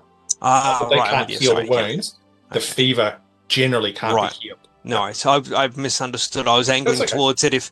If we've got at least 2 healers in the group and we can get some food and accommodation out of this, we're happy to trade off, sort of thing. But if there's encampment large enough that any normal ailments are taken care of by normal healing, then let's progress. No, cool. The Pallid Watch friends said that these creatures, there were many of them about. Perhaps it's time we go inside now. Yes, my thoughts exactly. Have you done inspecting us for bites? Yeah, at this stage they appear to be done, and they go, right, yep, you're able to go inside the town now. Shouts out to open the gates. You can hear like large bolts and stuff being pulled, and the gates slowly creak open. The soldier who was inspecting you, Tiernan, goes, this hour of the night, head to the Bellows Inn. Yassel there will probably be able to put you up for the night at least. Yassel? And he gives you some directions. So with that, you guys head through these large gates, and you can hear it slam shut behind you. The streets are empty. You can see a few flickering torches outside some buildings, but for the most part, it is dark. And as you make your way following these rough directions that were given to you, slight drizzle starts, and you can feel the ground start to squelch under your feet. Until you find yourself in front of a medium-sized building, which has got a sign out the side, which has got an image of a forge with a large pair of bellows, ironically enough, on the side of it. You can see there's a very, very low light glowing from inside, and the front door appears to be closed. Knock on the door? Or is it unlocked, open, knock door? You open it up, and it swings inside. Swings in, I should say. Inside, you can see there are now just candles on tables that are lit. The main candelabra appears to have been extinguished. The fire is low in the hearth. In one corner, you can see what appears to be an elderly man snoring quietly, asleep on a table. Behind the bar, you can see a female hobgoblin, middle-aged, quite tall, quite attractive as well, with long dark hair and a thick ponytail over one shoulder, and you can see a number of binds elaborately woven through it. She's wearing just a very simple but very nice dress, and you can see it appears she's sort of doing the last few dishes, and she glances up and says, "Oh, didn't expect anyone in at this hour of the night. Come in, travellers. We've still got some rooms if you're after some." Yeah, so apologies for the late time. The guards at the gate suggested your establishment. So yes, most of the other inns or taverns you'll find will be closed at this hour of the night, but we try to stay open a little bit later. We're aware that sometimes we get travellers who come in a little bit late, those who may be pushing their luck a little bit more, shall we say, on the roads at this time of night. So we like to make sure that there's a warm place for people to be able to sleep for the evening. Rooms are nice and cheap. It's only 10 silver per room. I think we've got a few leftovers from the meal tonight. It's going to be cold, unfortunately, but I'm more than happy to give you some food if you'd like. Whatever you have, I think is fine. It's been a long day travel. Certainly, it's look, it'll be 2 silver pieces each for the food. Normally we charge a bit more, but like I said, it's cold, so I do apologise for that. But I'll go get that organised. She's my name's Yoni, by the way. My father and I run the establishment, and with that, she heads off out to the back. comes back sort of 5-10 minutes later with a very large platter of food. And on it, there's a number of slices of cold of roast beef. There are a few roast potatoes and carrots. You can see there's some bread, there's some butter and a little bit of honey, and some hard cheeses as well. She says, again, I'm sorry, the veggies are all going to be cold, but I mean, we were literally about to probably just give them to the pigs. But I know some people don't mind cold veggies, so I wanted to give you at least the options. But anyway, so who are you? Where have you come from? You're obviously not even from Kingsvale. I mean, I can tell because you don't. I mean, I can see that you've got the bind scarves, but often that indicates that you're not from around here. So, yeah, where are you from? I'm Tiernan, and he yawns because he's quite tired. And he's, oh, excuse me, but I'm from Cathar Bar. That's Delgrim. That's Grumpfel. That's Miera. And that's Sphere. We're Great. not all from Cathar Bar, though. No. I'm sorry. I'm from Sparkletown. So I've never heard of Sparkletown. You're missing out. It's a great place. Where? It's actually called Shadowtown in my universe. I knew it. Tiernan like points at you, Thea. What? Yoni looks across at you, Thea, with a strange look and says, I'm sorry, but your universe? What do you... I Ooh. think she means that we're not from Kingsvale, we're from Redwild. Right, I've just never heard of it called as another universe. Local I call my slang term. universe. I call my universe Riverview. Okay, that's lovely, Thea. It is. It is. Excellent. It is. Okay, I might go. I'll leave you to eat because it is getting late and I should probably clean up a little bit more. Yeah, you're really dirty. Oh, I didn't. And she looks down at her very nice dress and she's like, oh, I hope I'm... I think you look fabulous. You look lovely, Yoni. Oh, thank you. I'm not sure. I'm going to go and clean up. And she gives Thea a very strange look. Tuck in your shirt and buckle up and you'll be fine. Tiernan's like just frowning at you, Thea. And she and as she sort of walks away, she says, there's rooms on the right hand side. They're all free. Well, not free, but they're all available. Have a good night. Just leave the platter there. I'll clean up once you've finished eating. And she goes back behind the bar and kind of just keeps cleaning while giving you guys a very strange look. Excellent. Delgrim will trudge directly into a room. It's kind of take a load off. All right. Is there anything you guys are wanting to do in this evening? Eat Otherwise? all the potatoes. Excellent. Look, despite the fact they're cold, they've been roasted to perfection. You can only imagine how good they would be if they were actually hot. Radiant flames. No, just kidding. Okay, anything else? Otherwise, we will continue onwards. Tiernan will just make brief inquiries with Yoni about what sort of materials were available in the town of New Helm. What kind of materials? Well, you know how for instance, Harrow, it was all about swords and armor associated with Harrow. He's just get sort of like curious about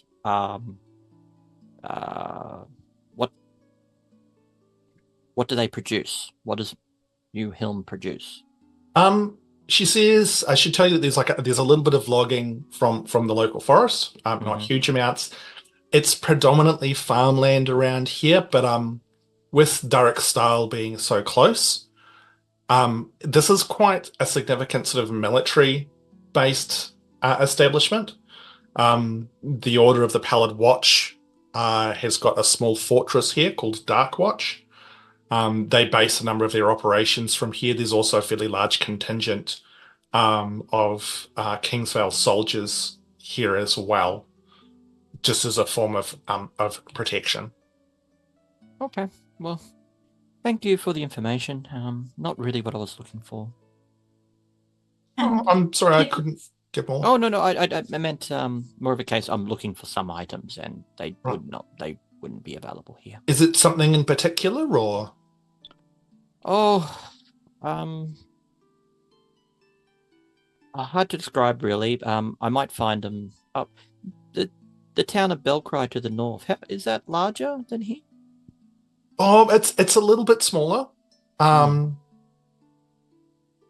Okay. yeah, I mean, I guess if you're wanting, I mean, if you're after like metals and stuff, you'd need to head west to Iron Edge.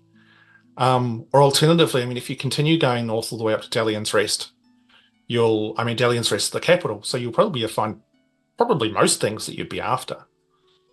They've got a wide range of stuff there. Anything we often require is sort of shipped down from there. Okay. Thank you for the information. Cool. You're welcome. Crash. Cool. Miera? Yes. Yes, or Yoni, I should say. Is there any shops or people here that would sell like maps of the north, like areas to the north? There's probably a few maps that you might be able to purchase. They'd be fairly rough, but yeah, probably. Anyone? We actually get someone who passes through here occasionally who does a fair bit of the map work for us, but he hasn't been. I can't remember the last time he was through here, to be honest. Doesn't always stay here. Do you have any recommendations of someone that I could ask that is here? Because I mean, if the person that usually is here isn't here, it doesn't really help me. I mean, you could try down at the markets. There might be someone there who sells something, but we don't have any dedicated sort of map makers around. To be honest, there's not a lot of people who kind of require a map of the entire area. I mean, most of the military are the ones who would probably hold on to those, and of course, they're not really in the business of selling maps. Well, I'm. Is there anyone in the military that I could speak Deal to? From?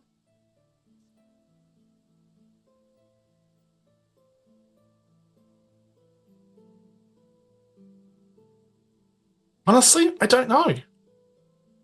I mean, we're just like a little inn, and I don't really kind of keep track of that stuff. Where do they hang out mostly during the day? Well, there's going to be, I mean, there's the main barracks, or you can go to Dark Watches where the Order is, but Okay. yeah. I mean, I would suggest if you're wanting a map of the area, your best bet's probably, there might be something in Belcry, but again, I would suggest going to Dalian's Rest. They'll have decent maps up there. Okay. Thank you. You're welcome. Sorry, I couldn't be more helpful. That's okay. I think as you know, Thea has bounced back and then come back here, and like she doesn't feel like she's part of the group, but she feels like everyone maybe isn't hating her as much as they did previously. She's not. She's absolutely not. But she also doesn't feel like everyone is going to kill her in the night. In her like journal that says Thea's journal, do not touch, she draws like a little photo, like a little picture of everyone, and it's like a kid's drawing, and it's like all of us standing there holding hands, and then it's like Delgrim off in the distance separately, and it says best friends for life and Delgrim. Oh. Should have brought a sun hat. Okay. You all settle in for the evening. Well, if you want. Awake the next morning. Is there anything that you're wanting to do in New Helm before you continue northwards? I think Delgrim would probably inquire to anyone who gives him actually useful information just on the nature of these undead creatures that the area seems to be threatened by. Don't ask Who Tiernan, wi- she wasn't very useful. Yeah, he'd probably approach someone like the guards out the front, for example. If you're going towards the guards, I will accompany because I want to ask about maps. Sick. Okay. All right. Tiernan might take the opportunity and just peruse the markets. Cool. Anything in particular? Looking for materials that he could use for components.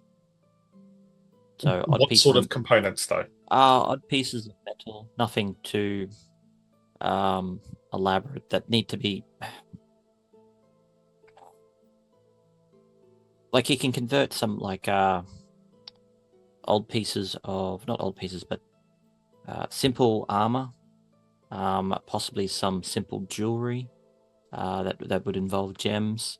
Not much on the side of precious metals, unless silver.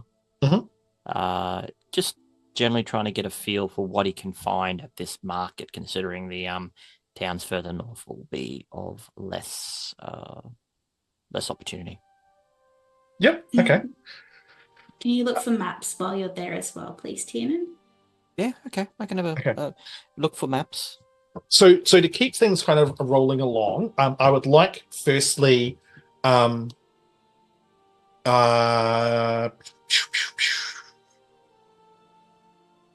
those of you who are after information on what these undead creatures are, can you please roll for me persuasion checks? This is the equivalent of you going out into the town, finding people, asking questions, seeing what information you can derive from them. Yeah. I'm assuming Delgrim's doing that. Anyone who wants to do it can roll. I will be with Delgrim, but not necessarily asking those questions. So can I assist him in being persuasive? Yeah, for sure. Great idea. Grumpfel will be doing that, but with a slight twist, Hamish. He's actually looking for temples and clergy to ask and to inquire about what their salve is and if they have any holy water. Okay. He's completely disinterested in undead creatures. Okay, so Pro, what did you get? 15.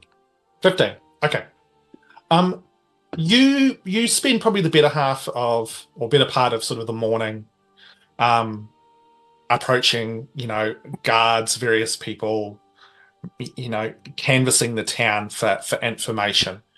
What you discover is that to the northwest of New Hilm is the ruins known as Durrickstal.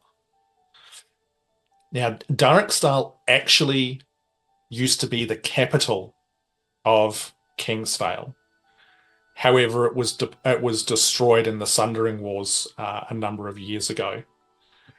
Since then, a strange force has arisen, which seems to be some kind of highly intelligent ghoul-type creatures. You're able to ascertain that there is an uneasy peace between these creatures of Durrickstal and the people of Kingsvale, although this is more to stop sort of all-out warfare versus there are still creatures that may roam the lands, hence the Order of the Pallid Watch, which seems to be a group of knights specifically tasked and skilled in killing these creatures. Nobody knows a lot about the Order, but they are very efficient at dealing with these beasts. Okay. And I think the only other thing Delgrim would probably press on would be if, and again, probably more so to the military crowd, whether or not these creatures have any specific kind of vulnerabilities if the group was to encounter them. There is... make another persuasion check for me, please. I shall do that. And again, you can roll with advantage with Miera assisting. Again, very, very welcomed. Another 15. Another 15. You get mixed messages. You don't hear anything necessarily about vulnerabilities. You do hear mixed stories around some people who claim that regular weapons won't harm these creatures. Others claim that cold iron will. But it sounds like the stories between people, it's hard to tell what's idle gossip or rumor and what's actually true. Okay. Whilst you ponder upon that, Grumpfel, what was your persuasion check for me, sir? Persuasion was also 15. Yeah, consistency. Strangely enough, there are no temples here in New Helm. However, you do hear that there is, upon making your inquiries, a temple to Kamateon in the town of Belcry, known as the Resting Home. In regards to the Selv itself, people don't really know what it's about. Like, you talk to a couple of soldiers, all they know is that there is this Selv which, in extreme situations, can be used on people who have contracted this fever, and it can help to cure them. Not everybody needs it. Some people pull through naturally from the fever, but that is the exception rather than the rule.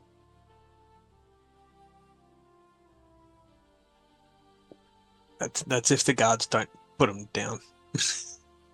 Yeah, and look, there's talks of, sometimes it's better to put someone out of their misery. Right. Yep. Sorry, keep going. Yeah, holy water, not something they really have around here. Okay. Then I'll look for somewhere that I can get some powdered silver. Yeah, powdered silver is pretty straightforward to get. There would be somewhere probably in the markets that you would be able to pick up something. Was there a specific amount that you're after, or? I was, let's have a look here. If it's for a spell or something, yep, just feel free to grab however much you want based on whatever the price is and how many lots of it you want. Yeah. Tiernan, make an investigation check for me as you search around to try and find some of these metals and stuff. Dirty 20. What was that? Dirty 20? Yeah. Look, there's a couple of smithies. A lot of it's churning out weapons and armor, or repairing weapons and armor of the military folk here. There's probably lots of offcuts, elements which they probably reforge into ingots and stuff that they'd be willing to sell. Mm-hmm. The markets themselves, you're going to find lots of cheap, tacky little like metallic bracelets and knickknacks that might get sold to people as cheap jewelry and stuff like that. So depending on what you're trying to kind of angle towards making, you would be able to find, unless you're making something massive, you'd be able to find enough pieces of metal to probably, yeah. I mean, what sort of size thing are you looking at building? No bigger than the palm of my hand. Yeah, look, that would be super easy, and it would probably only cost you like 4 gold. Okay. Yeah. Not because it's simple metals. It's nothing fancy. Super easy. Yeah. And a couple of semi-precious, like some silver and so forth. So silver would cost a little bit more if you're after a bit of silver. We're probably looking more at, say, around. Oh no, even then, probably tack on another couple of gold to that. Yeah, that'd be fine. Okay. So how much? So what did I say? Force it all up 6 gold pieces. 6 gold people. Yeah, you guys are rolling in money now. It's fine. It's nothing. We're pretty loaded, yeah. Yeah. Don't say that out loud. Yeah. So with that, Delgrim's not the one who gets his cash pinched by. Yeah, stick them up. Give me all your money. with that, Delgrim, make a perception check. No, I'm kidding. Oh no. Don't worry, Delgrim. The next time some kid comes near me in the middle of the market, I will just fire first, ask questions later. I feel that is a very bad idea. Okay, so with this information garnered, what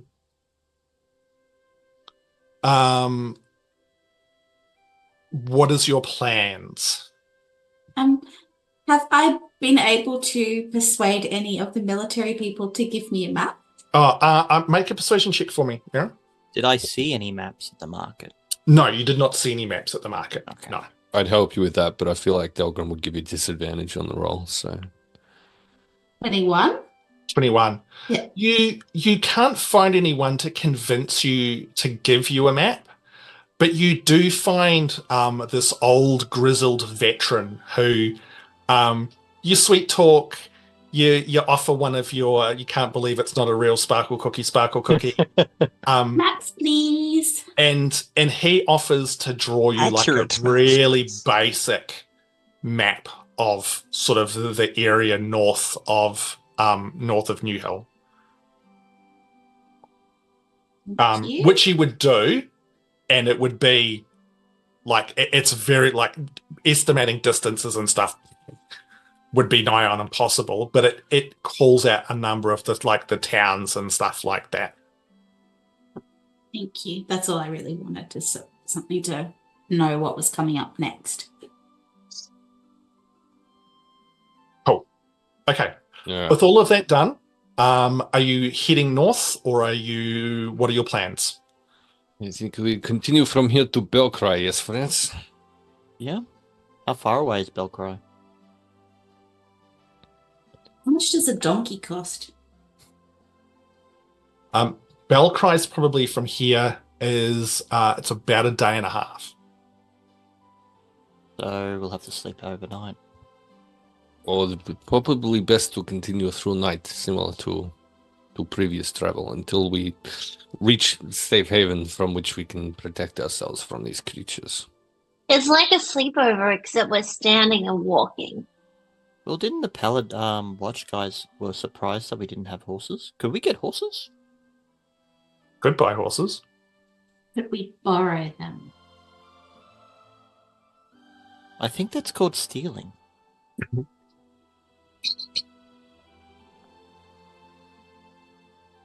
I don't hear any complaints. I think we can afford to pay for horses if this is something that we wish. Is there anywhere we could buy horses from? Yep. I mean, there's a small sort of sales yard which they'd have some. They're not the greatest horses. Probably the best horses are reserved for the military folk. But like, yeah, they would suffice. Do we have to buy them, or could we rent them? No. There's no hurts or anything like that. What's your return policy? Sorry? What's your return policy? Return policy. The person that you're asking is an old dwarf, and he just gives you the weirdest look, and he goes, "No, it's all sales are final. Sorry." You offer warranties? Yeah, what's the insurance like on these things? Instead of Europe cards, Europe serious. equine. So a riding horse will cost you 70 gold pieces, and a saddle and bit and bridle will cost you another 12. So all up, it would be 82 gold pieces per person, per horse. Well, we're pretty much all of us are tiny, so realistically, we only need 2 horses, one for Tiernan. We're all crowded And the rest of us are going to get on the other one Four people on a single horse. You and I thought- can sit in the saddlebags. Yeah, I was going to say like this. All of a sudden, there's two gnomes and 2 halflings in a trench coat joke coming. Yeah. Tiernan's Correct. going to make this elaborate saddle which allows for like 3-4 people to sit in it. Perfect. So- That'd be brilliant. Do you want to? Do you want horses or? Or they've got a couple of ponies. The ponies are are 50 gold pieces each. More appropriately sized for folks of your stature. I don't like what you're insinuating. I would like a proper full size one. Deal. It's done. We buy these ponies. Longer we stand here trying Horses. to negotiate. Sure. Would you Longer. Would you like a longer riding day dog goes. or something, Miera? Yes. Do you have a riding dog? No, we don't have riding dogs. Sorry. Oh, okay. Do they have them in Cover Bar?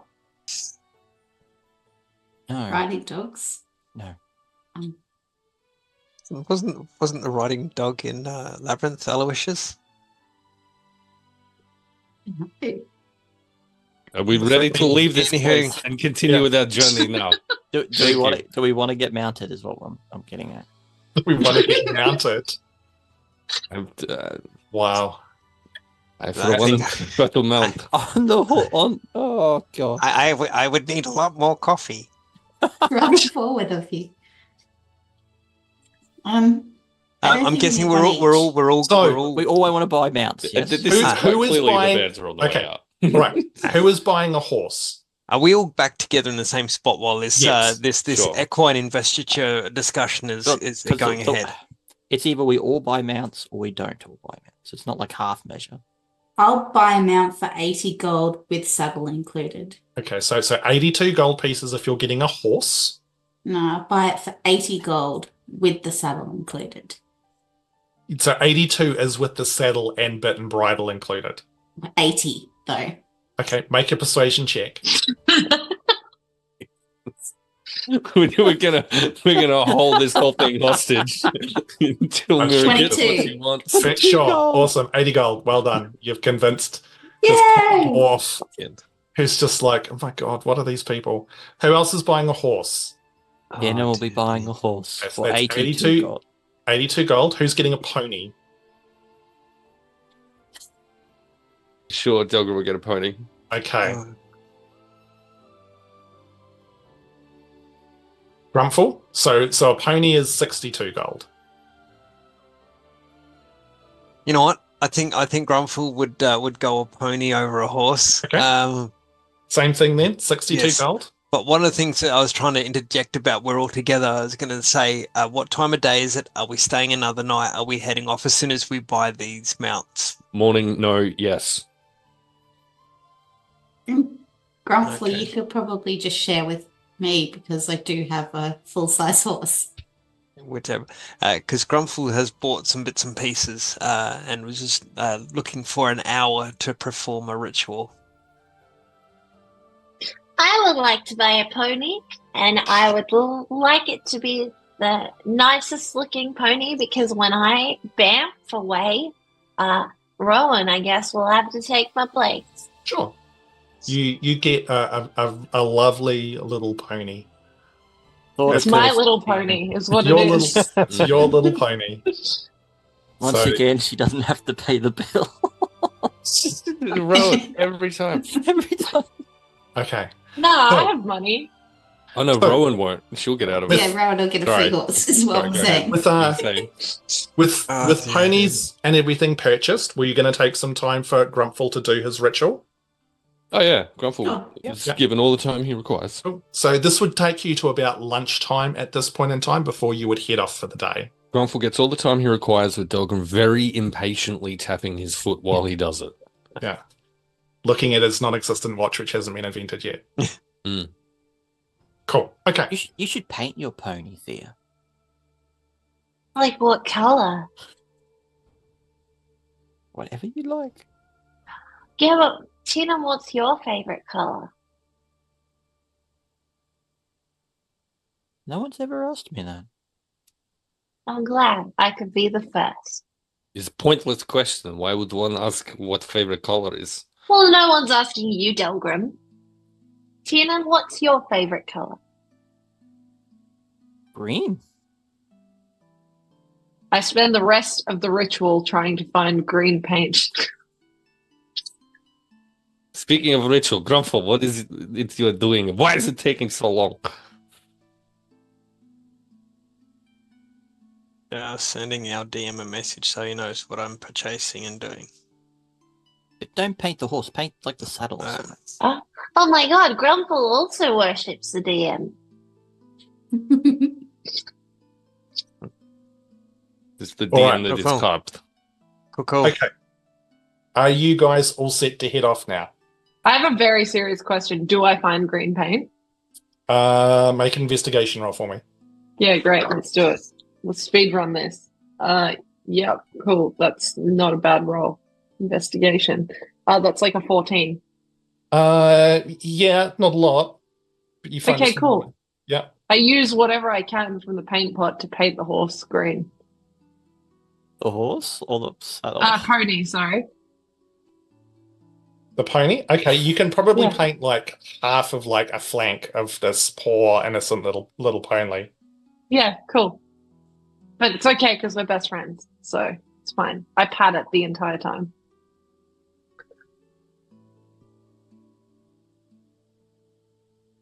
Good. This goes well. Cool. Tiernan, I painted the horse for you. Ah, yes, it's fine. But you painted my horse. No, it was mine.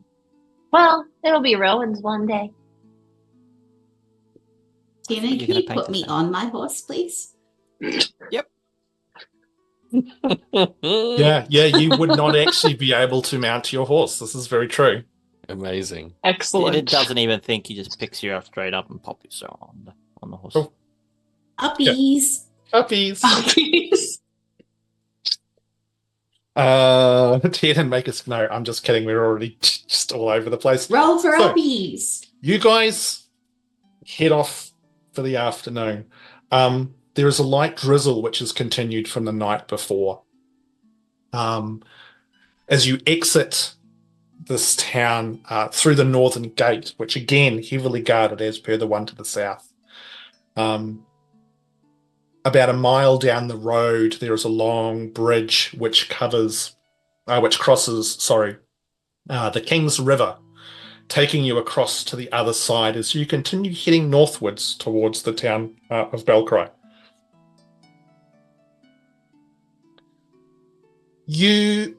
It gets to getting close to dusk.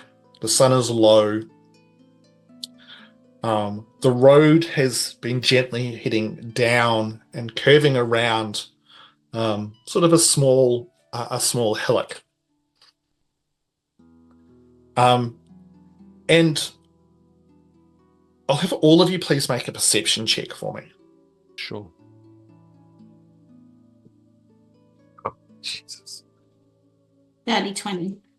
Dirty 20. Delgrim, 13. 13.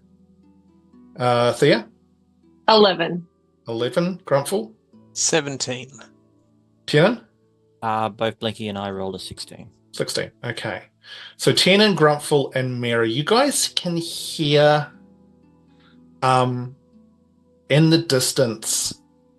You can't see anything yet, but you can hear what sounds to be the muttering of a single voice.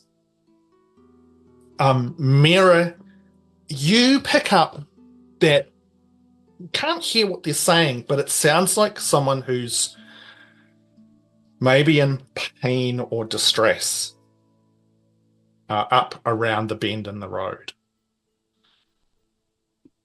Be pretty loud. They What is sound loud? hurt. It's sounds hurt? only barely sort of audible. So it sounds like muttering. At Yeah. what kind of distance? Look forward. That was me getting my horse going. Okay. Yeah. What did you say? Sorry, Grumpfel? Yeah, what kind of range are we talking about away roughly? No idea. No idea. Okay. You can't actually see anything. You've only just heard something. Tiernan will kick his horse's flanks to keep up with Miera to make sure Yeah. she doesn't. Miera takes off straight away. Ugh. And you watch as she bounces along on this giant horse. Well, she is operating it. Miera, you're the first around this bend in the road with the rest of the party following behind. And And up ahead, you can see in the middle of the road a small cart. One wheel appears to be broken. It's at a weird angle, and the cart is sort of tilted on its side.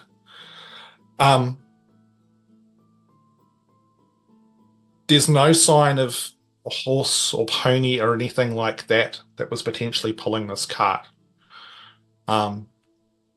The next thing you see is on the side of the road, what looks to be a figure or a body.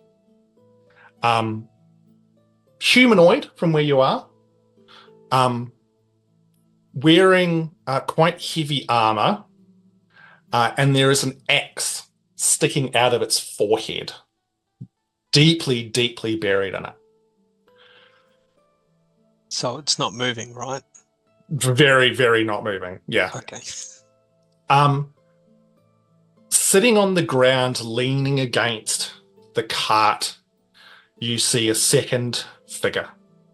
Small, dark skin, bearded, with a ridiculously big hat on. And beside it, you see a very, sort of a dog-sized red drake-like creature, which you absolutely recognize, as you realize that on the ground against this cart is Abrasor. Abrasor, my old friend. Are you well? As you come around the corner, the drake, who you remember was called Wirt, its head snakes up and looks straight at you, Miera, and lets out a little kind of half roar, half hiss. And you see little curls of smoke come up as it climbs up on top of the cart, sort of ready as if to pounce. And you can see now that Abrasor is clutching at his side. And there is a significant amount of blood across his hands. And as he hears you, especially Delgrim calling out, he looks up and goes, "Oh, well, I didn't expect to see you here. Oh, seem to have had a slight accident." You also seem to have decided that large hat is good idea after all. Oh, this large hat is still stupid looking, but I must admit was a very good idea with the sun. But more importantly, I seem to be bleeding a lot. A little bit of assistance might be nice. Grumpfel, can you do anything for our map-making friend here? Okay. So this is the fellow from Harrow, isn't it? Yeah. Yeah. So as I get closer, I say, how were you wounded? I'm not close. As I'm getting closer. What do you mean? How was I wounded? It's obvious. In what manner did you receive your wound? Well, I mean, which one? It's got a few of them. It's right now this first one. It's war pick to my stomach. It's not comfortable. Less Did you talk, do it more to help. yourself? What was that? Did you do it to yourself? Oh, he points with one blood-soaked hand at the body. It was the Thea-retical. He's came and surprised me. Not out. Oh, during sun. But Grumpfel, could you help him, please? very sore. Okay, as Grumpfel gets closer, can I see what the wound looks like? It doesn't look like bite marks or anything like that. You can make a medicine check. Oh, can I what? That is a 22. 22. The wound that he's clutching, as you kind of have a look, like it's definitely a nasty puncture wound in his lower stomach, which, considering the location, would be incredibly painful for him and also quite possibly very, very fatal. Okay. May want to Also notice a very large, nasty black bite wound on one arm. And there it is. Alrighty. Don't just stand there, it's bleeding! I'm sorry, I'm manners. I was trying to be more nice. Can someone please help me with this oozing? It's not fun. And if Grumpfel hasn't acted on Delgrim's request, he'll turn to Thea then. He's assessing the wounds. That's what I can help you with. That we need to look at too. And then he kind of like gestures to the other see that. It's what kind of spell I'm going to throw it at. Oh, he's been bitten, has he? Yes. Oh, no. He's Like, going. oh, this, and he kind of lifts up one of the arms and points at them. Like, yes, it's this problem. Problem only if this doesn't. If this gets healed, this becomes problem. If this doesn't heal, I'm dead. This is not an issue. Yes, we're worried about Priorities. whether you're going to stay dead if that second one becomes an issue. Oh, it's also very true. But Okay. right now, I'm in a lot of pain. Well, lucky we're not from Newheim. They would just kill you. I know what they're like around here. This is just... Like I said, I thought I could make trip. I have plan, but this stupid Thea-retical jumped in middle of day. Very Probably unusual. by yourself. I'm not by myself. Are you blind? I have what? What's just sitting there? I'm just saying, it's pretty stupid to travel by yourself. Where it just kind of gives like a... And little flames sort of shoot out from his nose, and he bares his teeth. And Ebersol goes, I wouldn't piss off Warren. He's tougher than he looks. And yet I remain uninjured. Just Okay, give me some let's space talk here. more healing. Bleeding to death. Grumpfel gets out his holy symbol. He says, "Come, Tayon, I call upon thee for your healing and help." And he's going to cast Cure Wounds on Abrasor. And that is 12 points of healing. Abra not sore anymore. Like you're reading my mind. He dies from psychic damage. Oh no. You watch as the wound slowly heals. And there's still damage there. But you see him. Oh, gosh. So much better now. Thank you, Mr. then he's That's much better. Then he's going to have a look at this bite, and he's going to say, Kamateon, this man is not yet due to walk the dark. And he casts Lesser Restoration, which should take away, if this acts as a poison, should neutralize that poison. You feel that the magic, the power of Kamateon flows through you into this black, nasty bite wound on Abrasor's arm. You can see what almost looks like rotting flesh heal ever so slightly.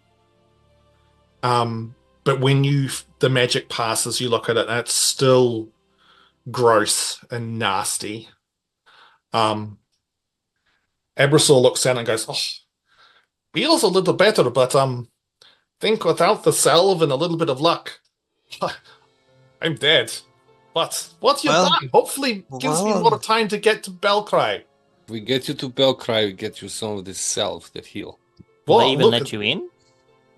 Well, I mean, I hope so. I mean, I have some contacts there. Some nice people. They might be able to help me out. But I guess if they don't let me in, then my little journey has come to an end. I'll just have to make sure I take off stupid hat before I die so people don't look at me and my dead body and go, stupid dwarf. That would be embarrassing. We can accompany you and make sure that we can, if we accompany you to Belcry, I believe that is our next destination. and trust me, one way or another, you're being buried with that. I mean, one way or another, we will make sure that we get to the bottom of this. Can I see the bite? Sure. I don't know who you are, but here, little older noblewoman, have look. I am a mystery, but I'm really good with stuff. And I would like to, as someone that has good knowledge in shady little things, I would like to check out this bite if I can. Make a medicine check. A natural 20, plus 3 for a 23. Yeah. You have a look at the bite, and you can see there is definitely a form of necrosis that is going on with the flesh. It's black and rotting, although you can see that there is some tinges of healing around it from the magic that Grumpfel used before. You haven't seen anything like this before, but it looks incredibly nasty. And to the extent of your knowledge, you can't think of anything that you could potentially do that would help this. This is beyond anything you've seen before. Perceive like whether it's potentially like based on the shape of the bite marks, whether it's something humanoid or animalistic or something. Definitely human shaped. More fangs than like sort of regular people teeth. Great. I don't mean to sound macabre or uncaring, but couldn't we just remove his arm and then re-heal it? Have you ever dealt with necrotic magic before? Absolutely not. Okay, well, like, here's the thing with necrotic magic is that, like, once it all kind of flows through your veins, it's kind of like a poison that just kind of, like, keeps cycling through your system. But, like, it spreads instead of going away. Okay, so it's through his entire body now, is what you're Oh, saying. yeah. It's, like, in the blood flow and stuff. This is also super necrotic. Like, this is bad. I can also tell you that it's like humanoid. It's not like an animal. It's definitely human shaped with fangs. And Abrasol goes, yeah, it's the thing over there bit me on the arm when it jumped me. Yeah, no, I've known people who have tried to hack off limb when being bitten and it has no effect. Once bitten, you're fucked. Yeah, like unless you stop the blood flow almost immediately, but you would have like had to tie something really tight around the limb. And judging by the fact that you haven't done that, Oh no, I know. This kind of fucked. Yeah, no, it's not me. I mean, I've had a good run. If we can get this healed, that's great. If we can't get it healed, well, hey, look, you just need to make sure that work will be okay. And I think on that note, I think while this healing attempts and conversations have been happening, Delgrim will probably have approached Wirt, and with an animal handling check maybe to see if he can kind of calm the Drake a little bit. Yeah, make an animal handling check. Sure. Sure. That was really, really bad. Oh no. That's a The one 3. time you really need to roll well. So how does Delgrim try to? So Delgrim approaches the Drake. Calm and it's just down. like, Hey, you bird, come here. He's approached the Drake and he's just kind of saying, "I am very sorry, little creature, but there is a chance I may have to kill your friend." As he approaches the Drake. The Drake, like, you know how like a mad dog, like the lip goes up to expose the teeth as you get close to it? Yeah. That's like what happens with Wirt, except there's just these little flickers of flame which come out as well, as he rises up on his fours, and his wings unfurl surprisingly large, very much poised as if ready to attack. Yeah. Then Delgrim will kind of back off, recognizing that that this critter has no interest in speaking with him, but will probably mutter, "I'll put you in the ground too if I have to." Tiernan would like to go over and kick over the body to make sure it's the undead is actually dead. Yeah. So you go over and I mean, so roll a medicine check to start off with. As you sort of, because the body, well, hold on. So the body is lying face up. Okay, so he's got an axe in his head. Yep. And so you can see like there's black Icarus blood that's poured out of this wound. You can see pale drawn skin pulled back across the skull of whatever this thing is. Hey, Grumpfel, do you need some help? I'm right here next to you. We're both treating this gentleman. No need to shout. Long fangs. You can see it's wearing quite heavy scale mail armor, and you can see not far from one hand a shield, and on the other one a heavy war pick. But the axe buried in its head, and you can see a number of other injuries across its body where obviously they've fought. But the axe in the head, this thing seems well and truly deceased. Well, just be careful, Tiernan. Yeah, I'm keeping an eye on it. I'm cautious. I'd just like to point out that it's almost dark, and more of these things might come. Maybe less talking, more moving in the direction of Belcry. Or we're not going to get there probably tonight. How far away is Belcry? Belcry from here? Oh, probably another 20-odd miles. If Try push through night, but I might be folly. Maybe better to try and find defensible position. I think good idea to push through night. If we do not get you to Belcry, you will turn. Yes, we'll have to end your life. I probably have, by time bitten, most people have 1 or 2 days. I reckon I'm old, I'm tough. Bits of me don't work properly anymore, so maybe that slows process down. You're a cartographer. We're not taking medicine advice from a cartographer. I'm not giving you medicine advice. I'm just saying, I know this old body bits don't work. It'll be I don't mean fine. to alarm anyone, but we're wasting time by arguing. We could just See, keep going. Everest, get on horse. We're going to take you to place. Let's talk, more ride. Miera has not got off her horse this entire exchange because she don't know how to get back up there again without Tiernan. So she's been on the horse the entire time, and she's just going to start walking in the direction that we're supposed to be going. Great. Who am I riding with? You can I'm ride not with getting me on if the you can horse get up with- here. Not with little. I say that horse probably kill her at some stage. It's fine. Stupid anyway. What? You call me stupid? I'm not the one wearing a stupid hat, am I? Well, this is actually stupid. It this keeps is- me safe from open sky. Can we See, stop it's talking good. about That's I mean, stupid.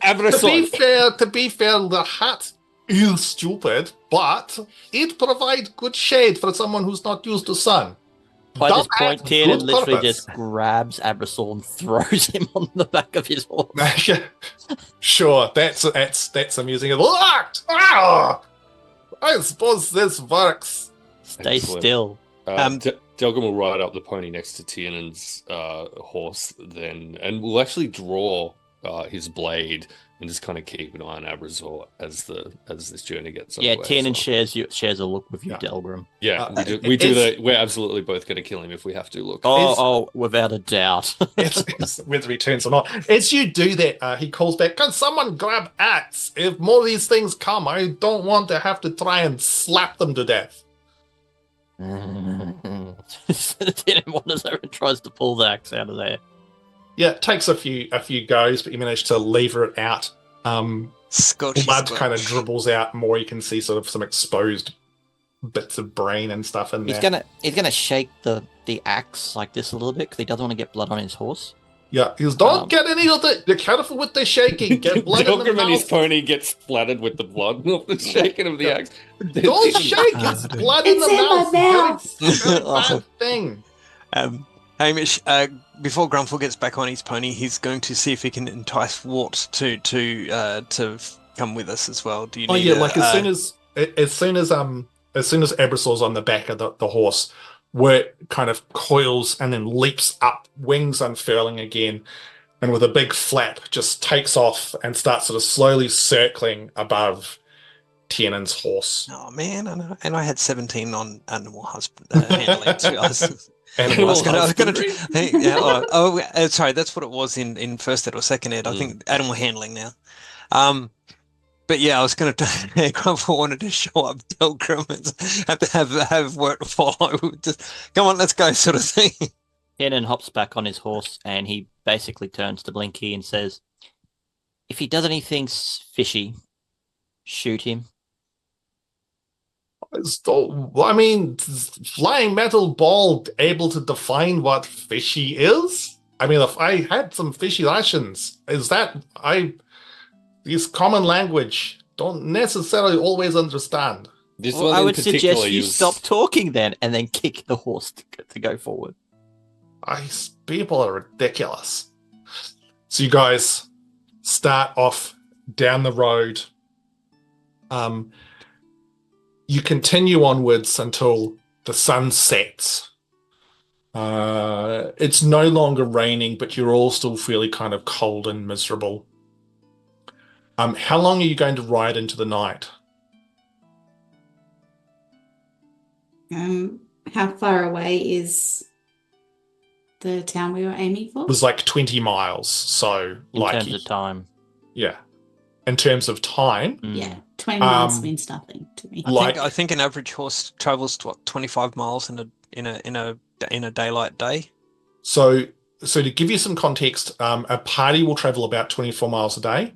A horse doesn't necessarily actually speed that time up much unless you choose to gallop. But of course, horses can't gallop miles and miles and miles without terrible things happening.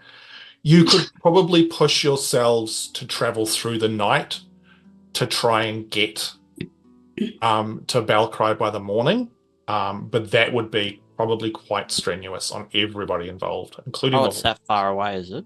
Yeah. Well, it's like 20 miles. It's 20 miles. Or 32 kilometers. That's not too far. Wow. I think. So we either have to make a campsite or we ride all through the night. Just keep moving. Do we love these horses yet? I don't mean to alarm anyone, but I'm actually really good around like the undead and stuff. That is potentially very helpful. Now we have these animals. I don't feel as comfortable pushing through the entire night. I feel they are going to need to rest or they are going to fail us. If we can find somewhere to take some rest and to give these mounts a rest. I can keep watch for you all.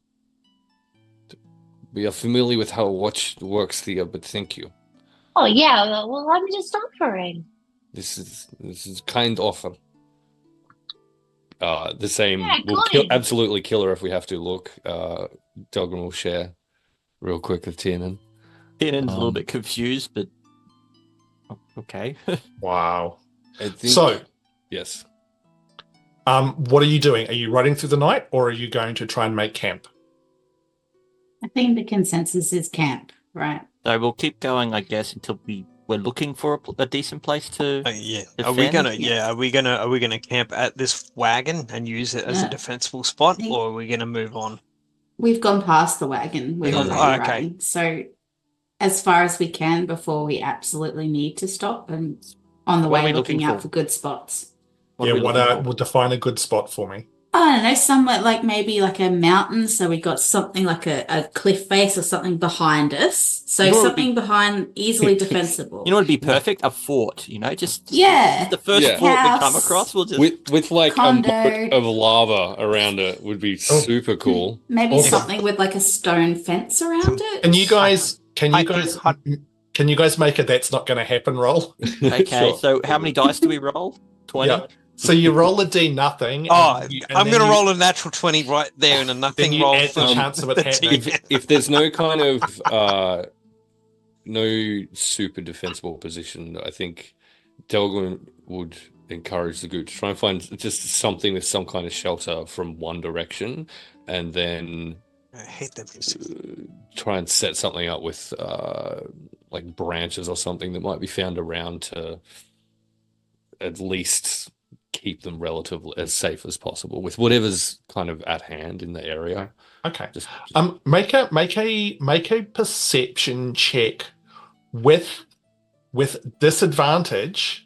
And the reason that there's disadvantage is because you guys, it's now nighttime, even though some of you have got 120 feet dark vision. That's not huge amounts, and it greatly restricts the options that you're going to see as you progress down the road. short perception, you say? Yeah. With disadvantage? Yeah. 21. And Eat it. Rages be raging. Wow. I Wow. thought we found the force. Oh, yeah, there's a giant castle there with ballista and amazing. Incredible. Unfortunately, it's being manned by the undead. Yeah. What did everyone else get? Yeah. Oh, were we all rolling? Oh, shit. All I right. don't have night vision, so do I have extra? Like I said, with disadvantage. 10? 10. 10? 15.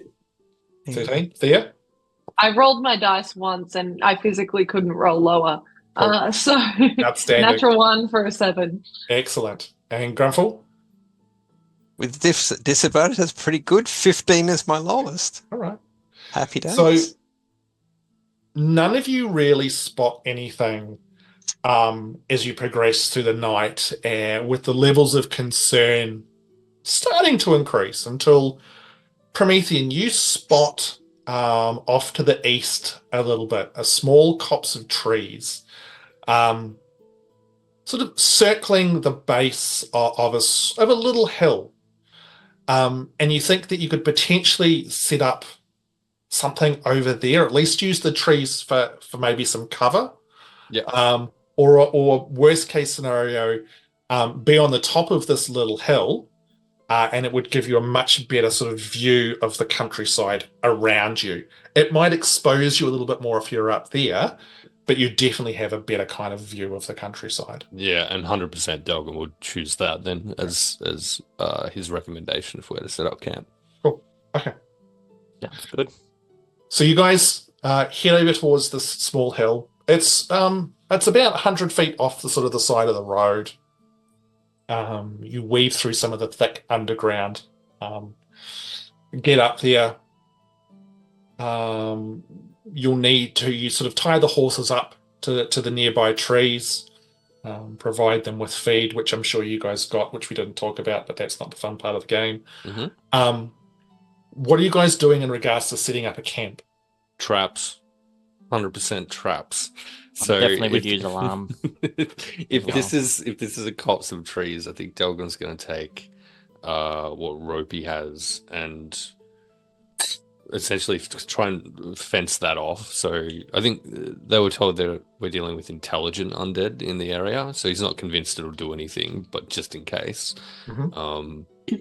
if anything runs into it, and he'll probably cut a bunch of branches off of some of these trees, then sharpen them up and set out some stakes on the outer rim of this thing.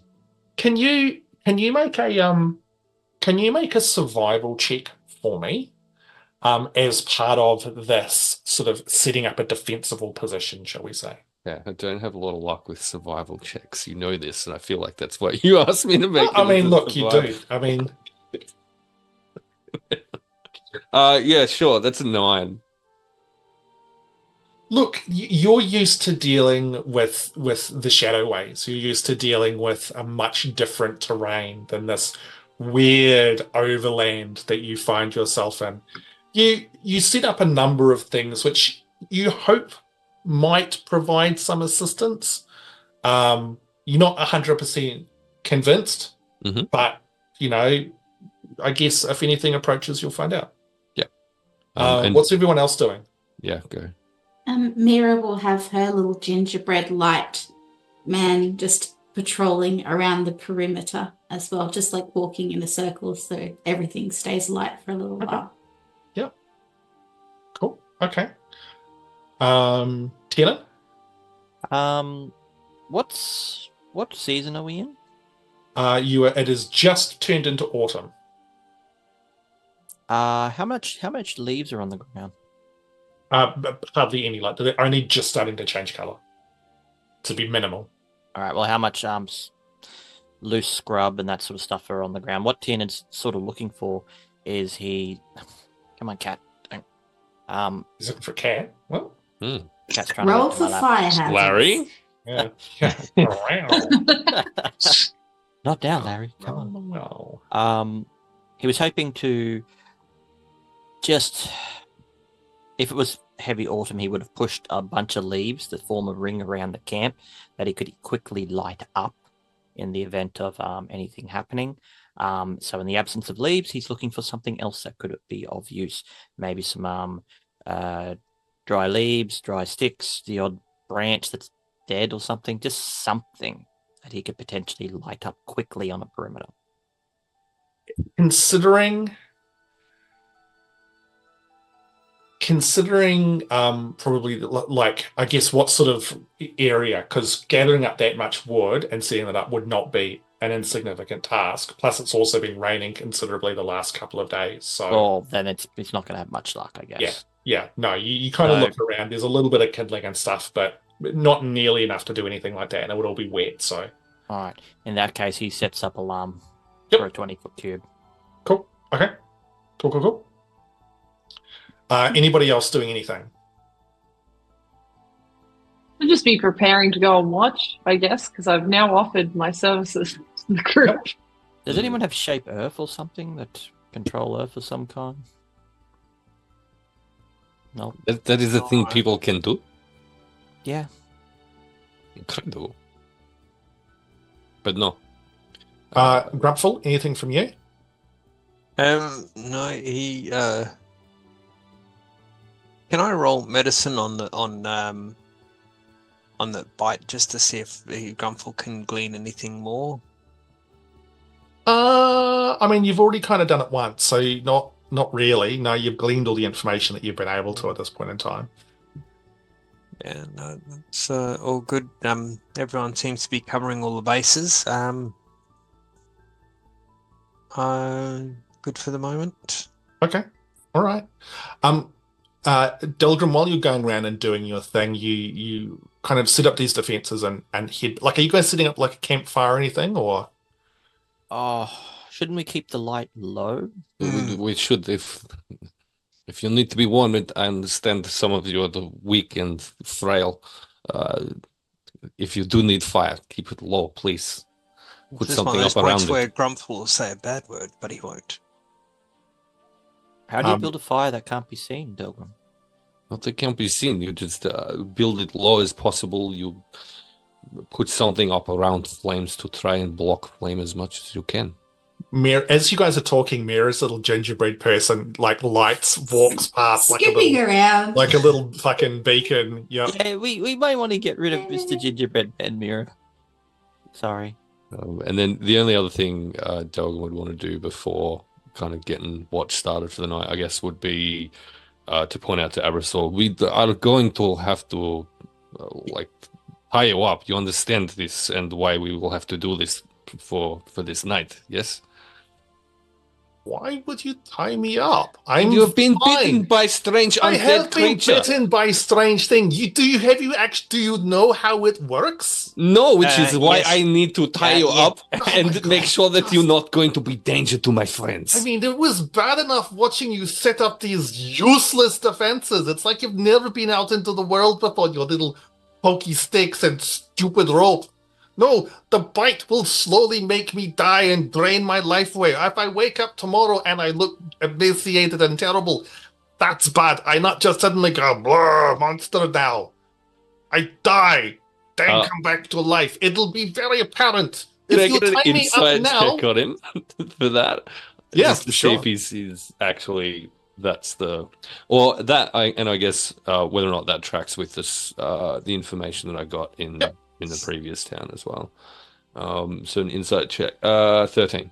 Yeah, and look, he seems like, he seems to be pretty upfront. He seems to be somewhat incredulous. As then, like, if you tie me up, then I can't use my axe to go and act. If these things turn up, I just end up being meal tied to ground, as opposed to someone who can help you try and fight these things.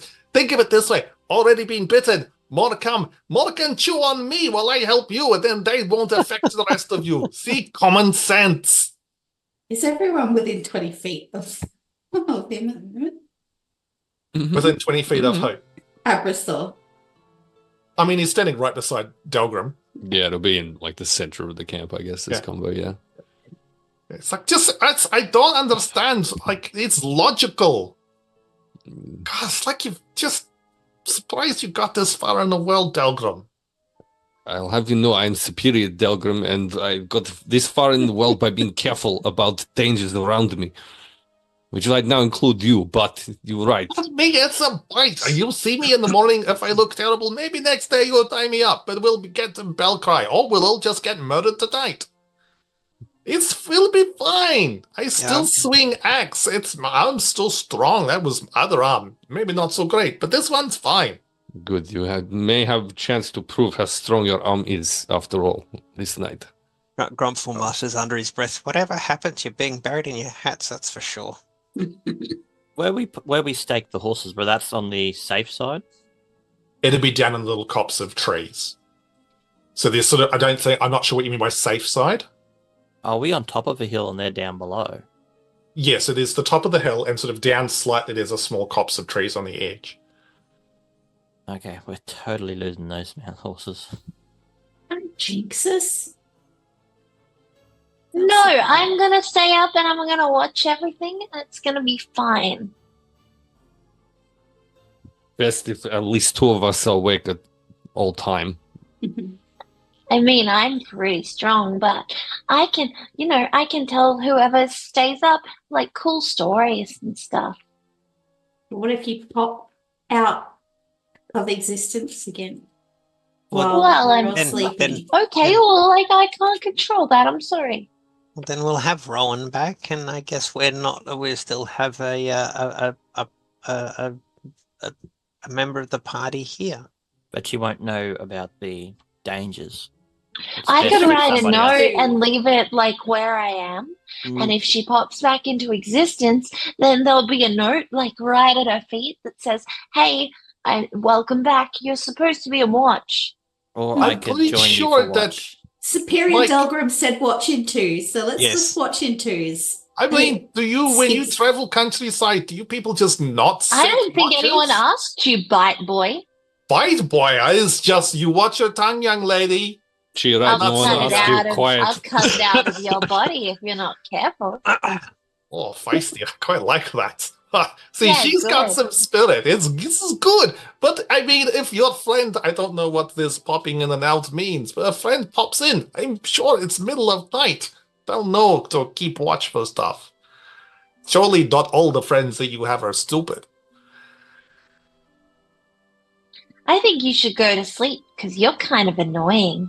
I'm completely planning on going to sleep. It's been a very long and painful day.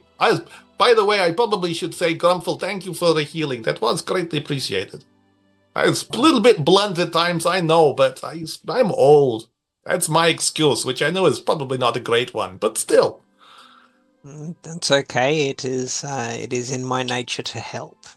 It's a good nature. You're a good gnome. All of you probably quite good people at the grand scheme of things. I apologize if I'm a little bit blunt. It's been a long day. And if we don't settle down, it'll be a very long night. This is true. I'm going to go to sleep.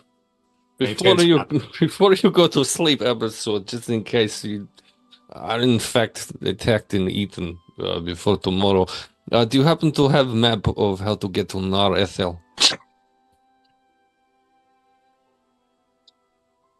You know of this place? I know. When we were back in Harrow, I told you about it a long time ago. Yes, we need to go there. I would like if some kind of if you have a map prepared or are able to prepare one if you survive tomorrow. This would be helpful. Go north. Get to Belcry. Go north. Literally impossible. If you go north, you get to Belcry. Go there. Head west, east. God, even I already have feel by the directions. I was stupidity of hoping this. for an actual map. The last map quite pretty and very helpful to That's me. great, but I am sore. I'm tired. I do not have half my equipment. Half of it was ruined back in my wagon. I'm not going to sit in the middle of the night and draw you map. If we get through night, if everything is okay, then maybe I'll make you map as thank you. But for now, I would like to go to sleep. Very well. I'd prefer you draw a map before you potentially Oh my die. God, But just- I have a basic map. And I'll just show it quickly. Let me see If you basic survive, map. can you improve this? He almost like rips it out of your hands. It looks Don't like rip it. It's fine. I'm careful. Look, fine. This is fine. Doesn't have right dimensions. Handwriting is terrible. Some of the calligraphy is probably a little bit off, but it's good enough. I said it was Hey, rough. help Could them. you improve it? No. Oh, By worst. how? What would you like me to do? Write pretty words on it with my amazing Oh, calligraphy? you obviously know No, more. this is- More. Just put I'm- some information Don't- on it. No, I'm going to bed. This is ridiculous Give me conversation. my map back. He turns around and hobbles over to Sorry. where Mert's sitting. And for the briefest of moments, you look at, like, it looks like Wirt's possibly laughing. There's just sort of a slight sort of jiggle to this small Drake. And you Good get over night, there and Absol. you can hear Ebersol go, shut up, you. Come here and keep me warm. And you can see he gets out of bedroll and lays it out, and where it kind of like a cat curls up sort of behind his legs as goes sleep now. Puts the hat right over himself. Takes the hat off and goes, "Will someone wake me when it's my turn to be on watch? I want to help." Or Should have just confused me. going to tie me up again. I don't know. Such a matter. So, what is the order of the watch? I'll be up first because I've offered my services. Tiernan will join Thea to keep the peace. Keep the peace. Grumpfel's happy to be on last watch because that then means he starts. Perhaps if by morning a fire is permissible, he can at least get something to drink. Yep. And So if not, Tiernan- well, then that's fine too. So it's Tiernan and Thea, then who? Then I guess Delgrim, Miera. Yep. If Grumpfel's on last watch, then that'll be with Abrasol. Yes. And Wirt, I suppose. Yep. Okay. So the party all settles in, getting as comfortable as you can on this cold, wet ground. Overhead, you can see the clouds are slowly starting to clear, and there's a few stars now picking their way through. As you begin your long rest for the night, with Tiernan and Thea being the first sitting up on watch. Now, tonight, Blinky's going to be flying in the air Yep. above the campsite and just keeping a watch. He just slowly he sits in position, and he's like just his eye, which just spins or slowly spins around. Yep. But he's got dark vision, so he can Yep. Cool. see further than Awesome. most. Slowly doing laps. Excellent. And you As kind of promised, I'm just going to be telling mostly meaningless stories about how once again I tried to visit Rowan's parents and it was really sad, and how I tried to get the garden gnomes back up and running, but no one really wanted to do the garden gnomes anymore because Bonnie told everyone that I was insane. And so I focused all my efforts. I stopped doing like the gardening thing because no one wanted to garden with me anymore, which is really sad because, my aloe vera is doing really well and no one wants to take any. But, every now and again I go out and I find some really cool herbs and I make different types of tea. Except now, I've been traveling a lot with the Mystic Delirium and they're really not that bad. They're actually kind of really cool. Even Dark Mirror is like, I've never tried the shadow cookies, and I probably never will. But they're kind of cool. I'm keen to know about these dawn dreamers too. That's gonna be interesting. They won't really tell me much about them, but I've snuck around and I've heard a couple of little things. Do they hurt people? I mean, I don't know that. The mystic delirium, I mean.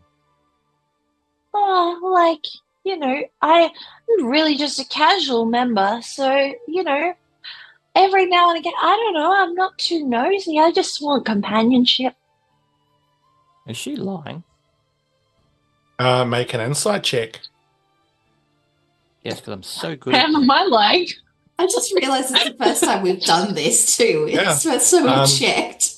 Maybe let's just Thea roll a d20 for me, and then just message me what you roll, and we'll go from there.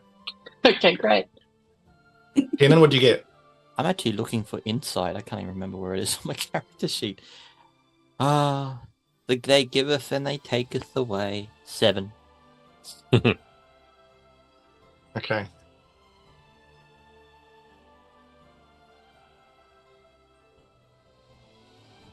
Hold on, wait 1 second. Yep.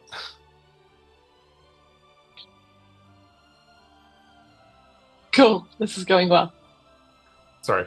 Awesome viewing, yeah. Tiernan, look, Thea talks a lot, and there's a lot of words that come out of her mouth, and a lot of it sounds potentially slightly insane and bonkers. So it's kind of hard to get a real take on what's right and what's not. But there's a couple of slight pauses when you ask that question about if they hurt people or not. And you're not 100% convinced that what she's saying is entirely the truth. But it's really kind of touch and go. Yeah. The one thing that for certain is true is that I do want companionship. I don't know if Tiernan would have picked that up.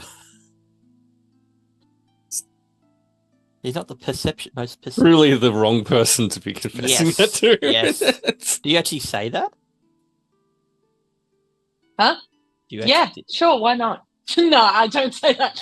But I do kind of just keep going, and I keep going, and everyone does things that they're not quite sure. Right and wrong is a little bit different for everyone. My right is, at the end of the day, curling up with a nice cup of tea. Yeah, Tiernan's overwhelmed by the amount of talk, so he just gets into the habit of nodding along. Tiernan's looking around for someone to bite him. Yeah. God, where's the random encounter when you need one? But he is generally listening, but it's getting late and it's been a long day. So his response, I'm not responding much. I'm curious, because obviously I vamped out of existence. The Mystic Delirium, what were they like here? Quite secretive. Caused a civil war. Caused framed people unjustly for it, which resulted in a few people from dying, innocent people. And then ran. Were they also looking for the Dawn Dreamers?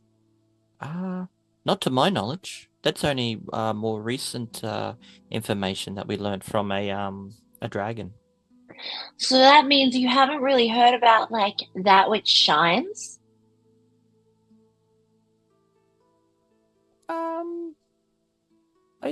That sort of rings a bit of a bell. Why? What did you hear? I mean, I didn't really hear much. It was really secretive, and it was in another room that says, Thea, you can't come in. And so I didn't go in, but I did just kind of put my ear up against it, and I just kind of heard that which shines. There was a couple of other things I heard. I heard a couple of names, and I heard the term, the Lost Talera as well. And it was fine. I don't know what it means. Well, I did find out some interesting information which might be pertinent to your situation. For any person to travel between realities, the amount of magical power is insanely high. Like, it would probably have to be like a godlike or something along that nature. Do you have any? You've mentioned before talking to a rock god. Would they be responsible for you traveling between dimensions? Oh, and I grab my necklace and I go, "This is Henry." Henry, have I seen Rowan's rock before? I think don't. so. I don't think Tiernan has. I don't No, think I think Tiernan Delgrim has. and Grumpfel have, but I don't think Tiernan has. Hmm. You would potentially. You're conscious that her ring is Tiger's Eye, Okay. and that the stone is the same. Okay. So it's exactly the same stone. Same type of stone. Same type of stone. Yeah. Oh, that's interesting. Why is it named Henry? Well, I was just kind of like, every rock needs a name, and this one speaks to me, and I am going to call it Henry. Oh, what does it say? It says a lot.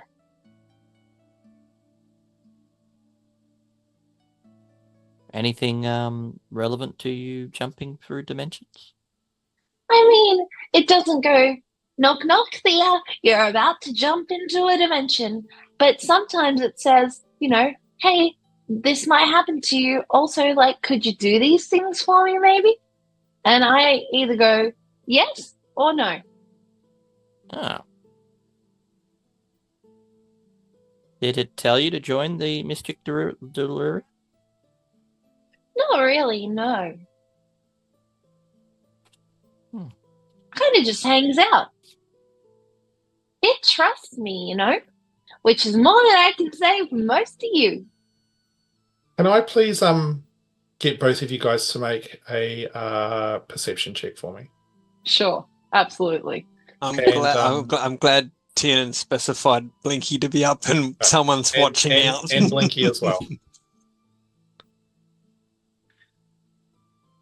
Blinky's at disadvantage because he's sitting there with the popcorn watching this Days of Our Lives thing unfold in front of him.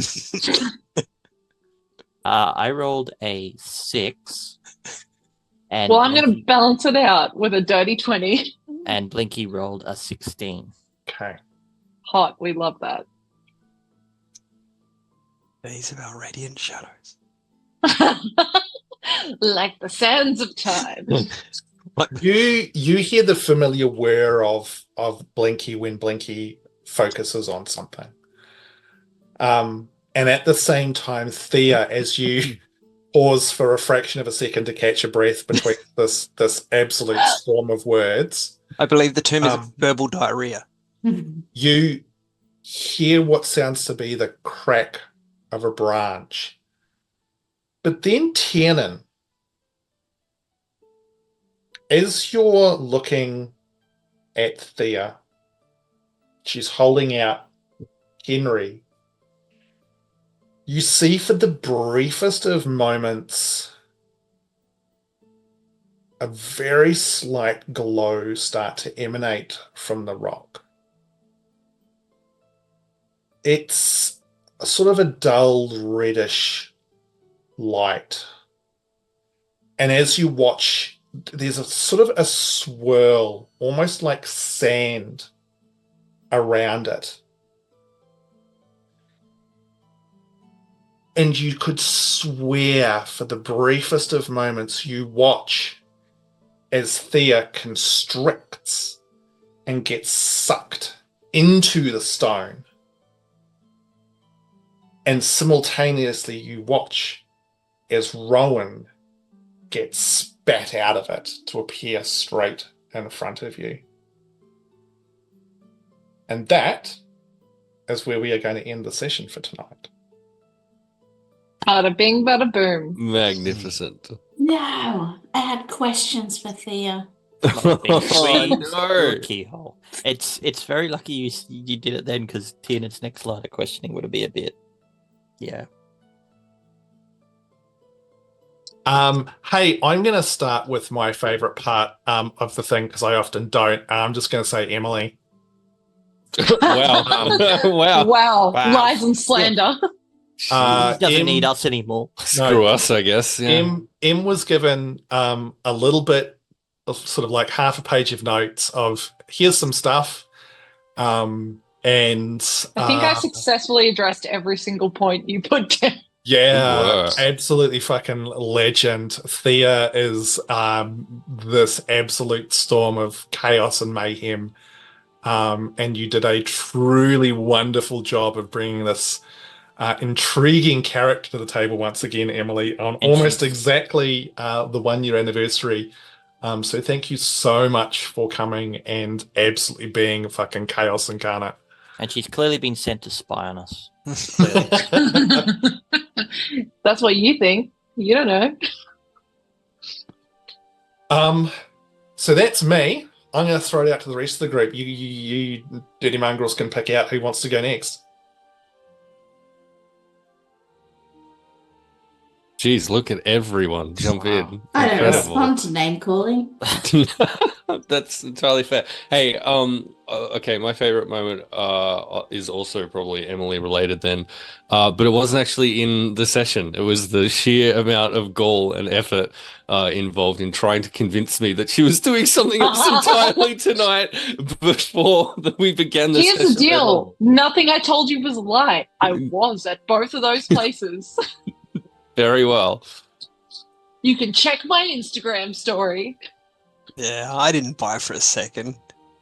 Are you sure the picture looked like Gerlach? And I said to Hamish, "Are you sure Well, it's it's not? not NBC then. You're not going to fake us out." And it's like, Emily, no, she's off doing things like She had totally. Yeah, you weren't very She had convincing, mentioned Ham. Wow. Obviously, I need to up my Is it? I'm not very convincing, or no one trusts me. I mean, That also. Probably the latter. Of the Where's the taco girl with why not both? Yeah. It wasn't entirely Beautiful. unsuccessful. I was expecting either LEV or Emily. Yeah. I think based on that. Getting LEV dialing in from Japan would have been quite the. Yeah, that didn't I'll occur have to you me. know that the way this played out was I was playing in a Fates group session. Like we were like an hour into the session, and Ham messaged like a couple of us and was like, How rude. "Hey, who's keen?" And I literally instantly was like, "Yes!" Like just immediately. And Ham was like, "Fuck, settle." Yeah. No, it was just like, okay, all right, that made life easy. Awesome. All right, who's next? All right, I'll throw in a couple ones there. Miera, with her equine bargaining skills, was Chef's Kiss. Give me a 82, 80, 82, 80, 82. Okay. Delgrim, Grumpfel has learned that Delgrim has no filter and now no volume control. So gone is the plans of trying to pass on quiet information. And I think just Hamish, the pick versus bite mark. If this doesn't kill me, this is because you got nothing to lose. So heal me, please. I liked the logic. I thought it was pretty good. Oh, so cool. Cheers. Awesome. Who's next? I'll go. Just, I guess, the incessant arguing between is it Adrasol? Abrasol. And Abrasol and Delgrim. It's just like they hate each other. Just But they're the best of constantly, friends. incessantly. Abrasol's just such a dick. It's like Takes one to know one. I mean, But there was because we're now into book 2. did we level up? Was that the you question? don't Sorry. dare. No, that wasn't Sorry. the question. That wasn't the question. I feel as though the story's changing. The story's progressing. For Tiernan, he's experienced a little bit now, not a heap. So he's being a little bit more assertive on things. Trying to make decisions a little bit more. He was totally ready to kill Adrasol. Abrasor. I'm never going to get that name right. And that's Right. why when Delgrim's You won't like, need to if you kill him. So Yeah. Need to put it on the tombstone so you didn't need to know how it's spelled. Wow, harsh. Harsh. Okay, cool. Awesome. Cass. Yes. Few things. I think the shadow cookies I really liked. completely made Miera- up, wasn't it? Dude? Miera has made note of this. I also enjoyed the visuals or the thought of Miera and Bex as the mean girls. That was very good. Things that I could aspire to be. And I just Hamish, Abrasor, the voice, his obnoxiousness. It's just I love it. He's just an old man who just doesn't want to dick around. It's just so irritating. And the fact that he doesn't let us play with Wirt or even convince Wirt to at least like us a little bit just really grates on Miera even more. He so much for genuinely saving has me. had nothing to do with that either. That's brilliant. But it's like if I came up to you and said, "Hey, Cass, can I go and pet Plug Monkey? Is that okay?" Go for it. Like, but see, that's just weird. Maybe that's a bad example. I'm going to move on from that. Hey, He's now asking for you to pat him now.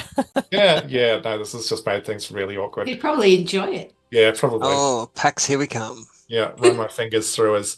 What? I'm sorry. I Hey. do declare.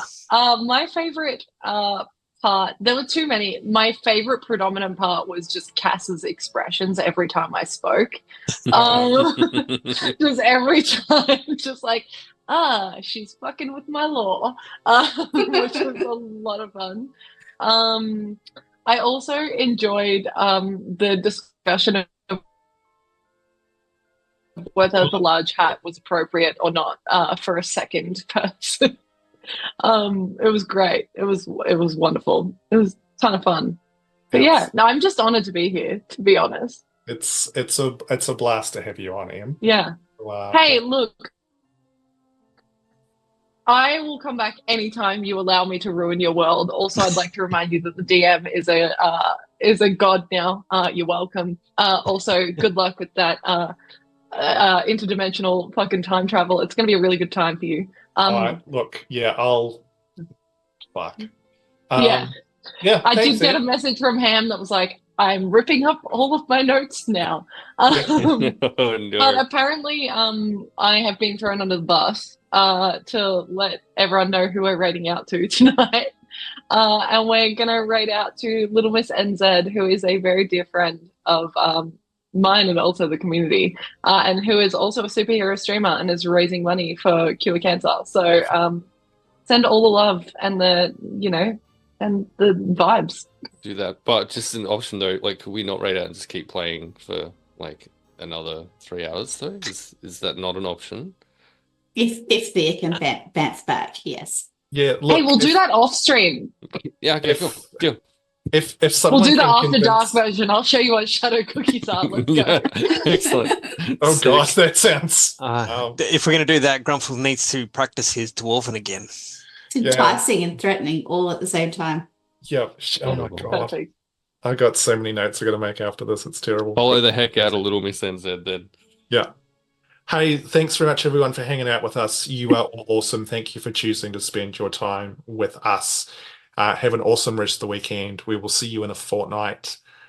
I will see you tomorrow if you look at Split the Party TV's Twitch channel. Were you that way? Or Yeah. you at Fortress Melbourne. Yeah. Go and throw popcorn. Yeah, Cool. you could do that. Or donate to ruin his day. Please do. Ruin it Yeah. truly so hard. I'm gonna ruin you so bad. I look forward to it, truly. Random Yeah. table attack. Good night. Yeah. It's just like, Good no, night. you guys can't finish the stream.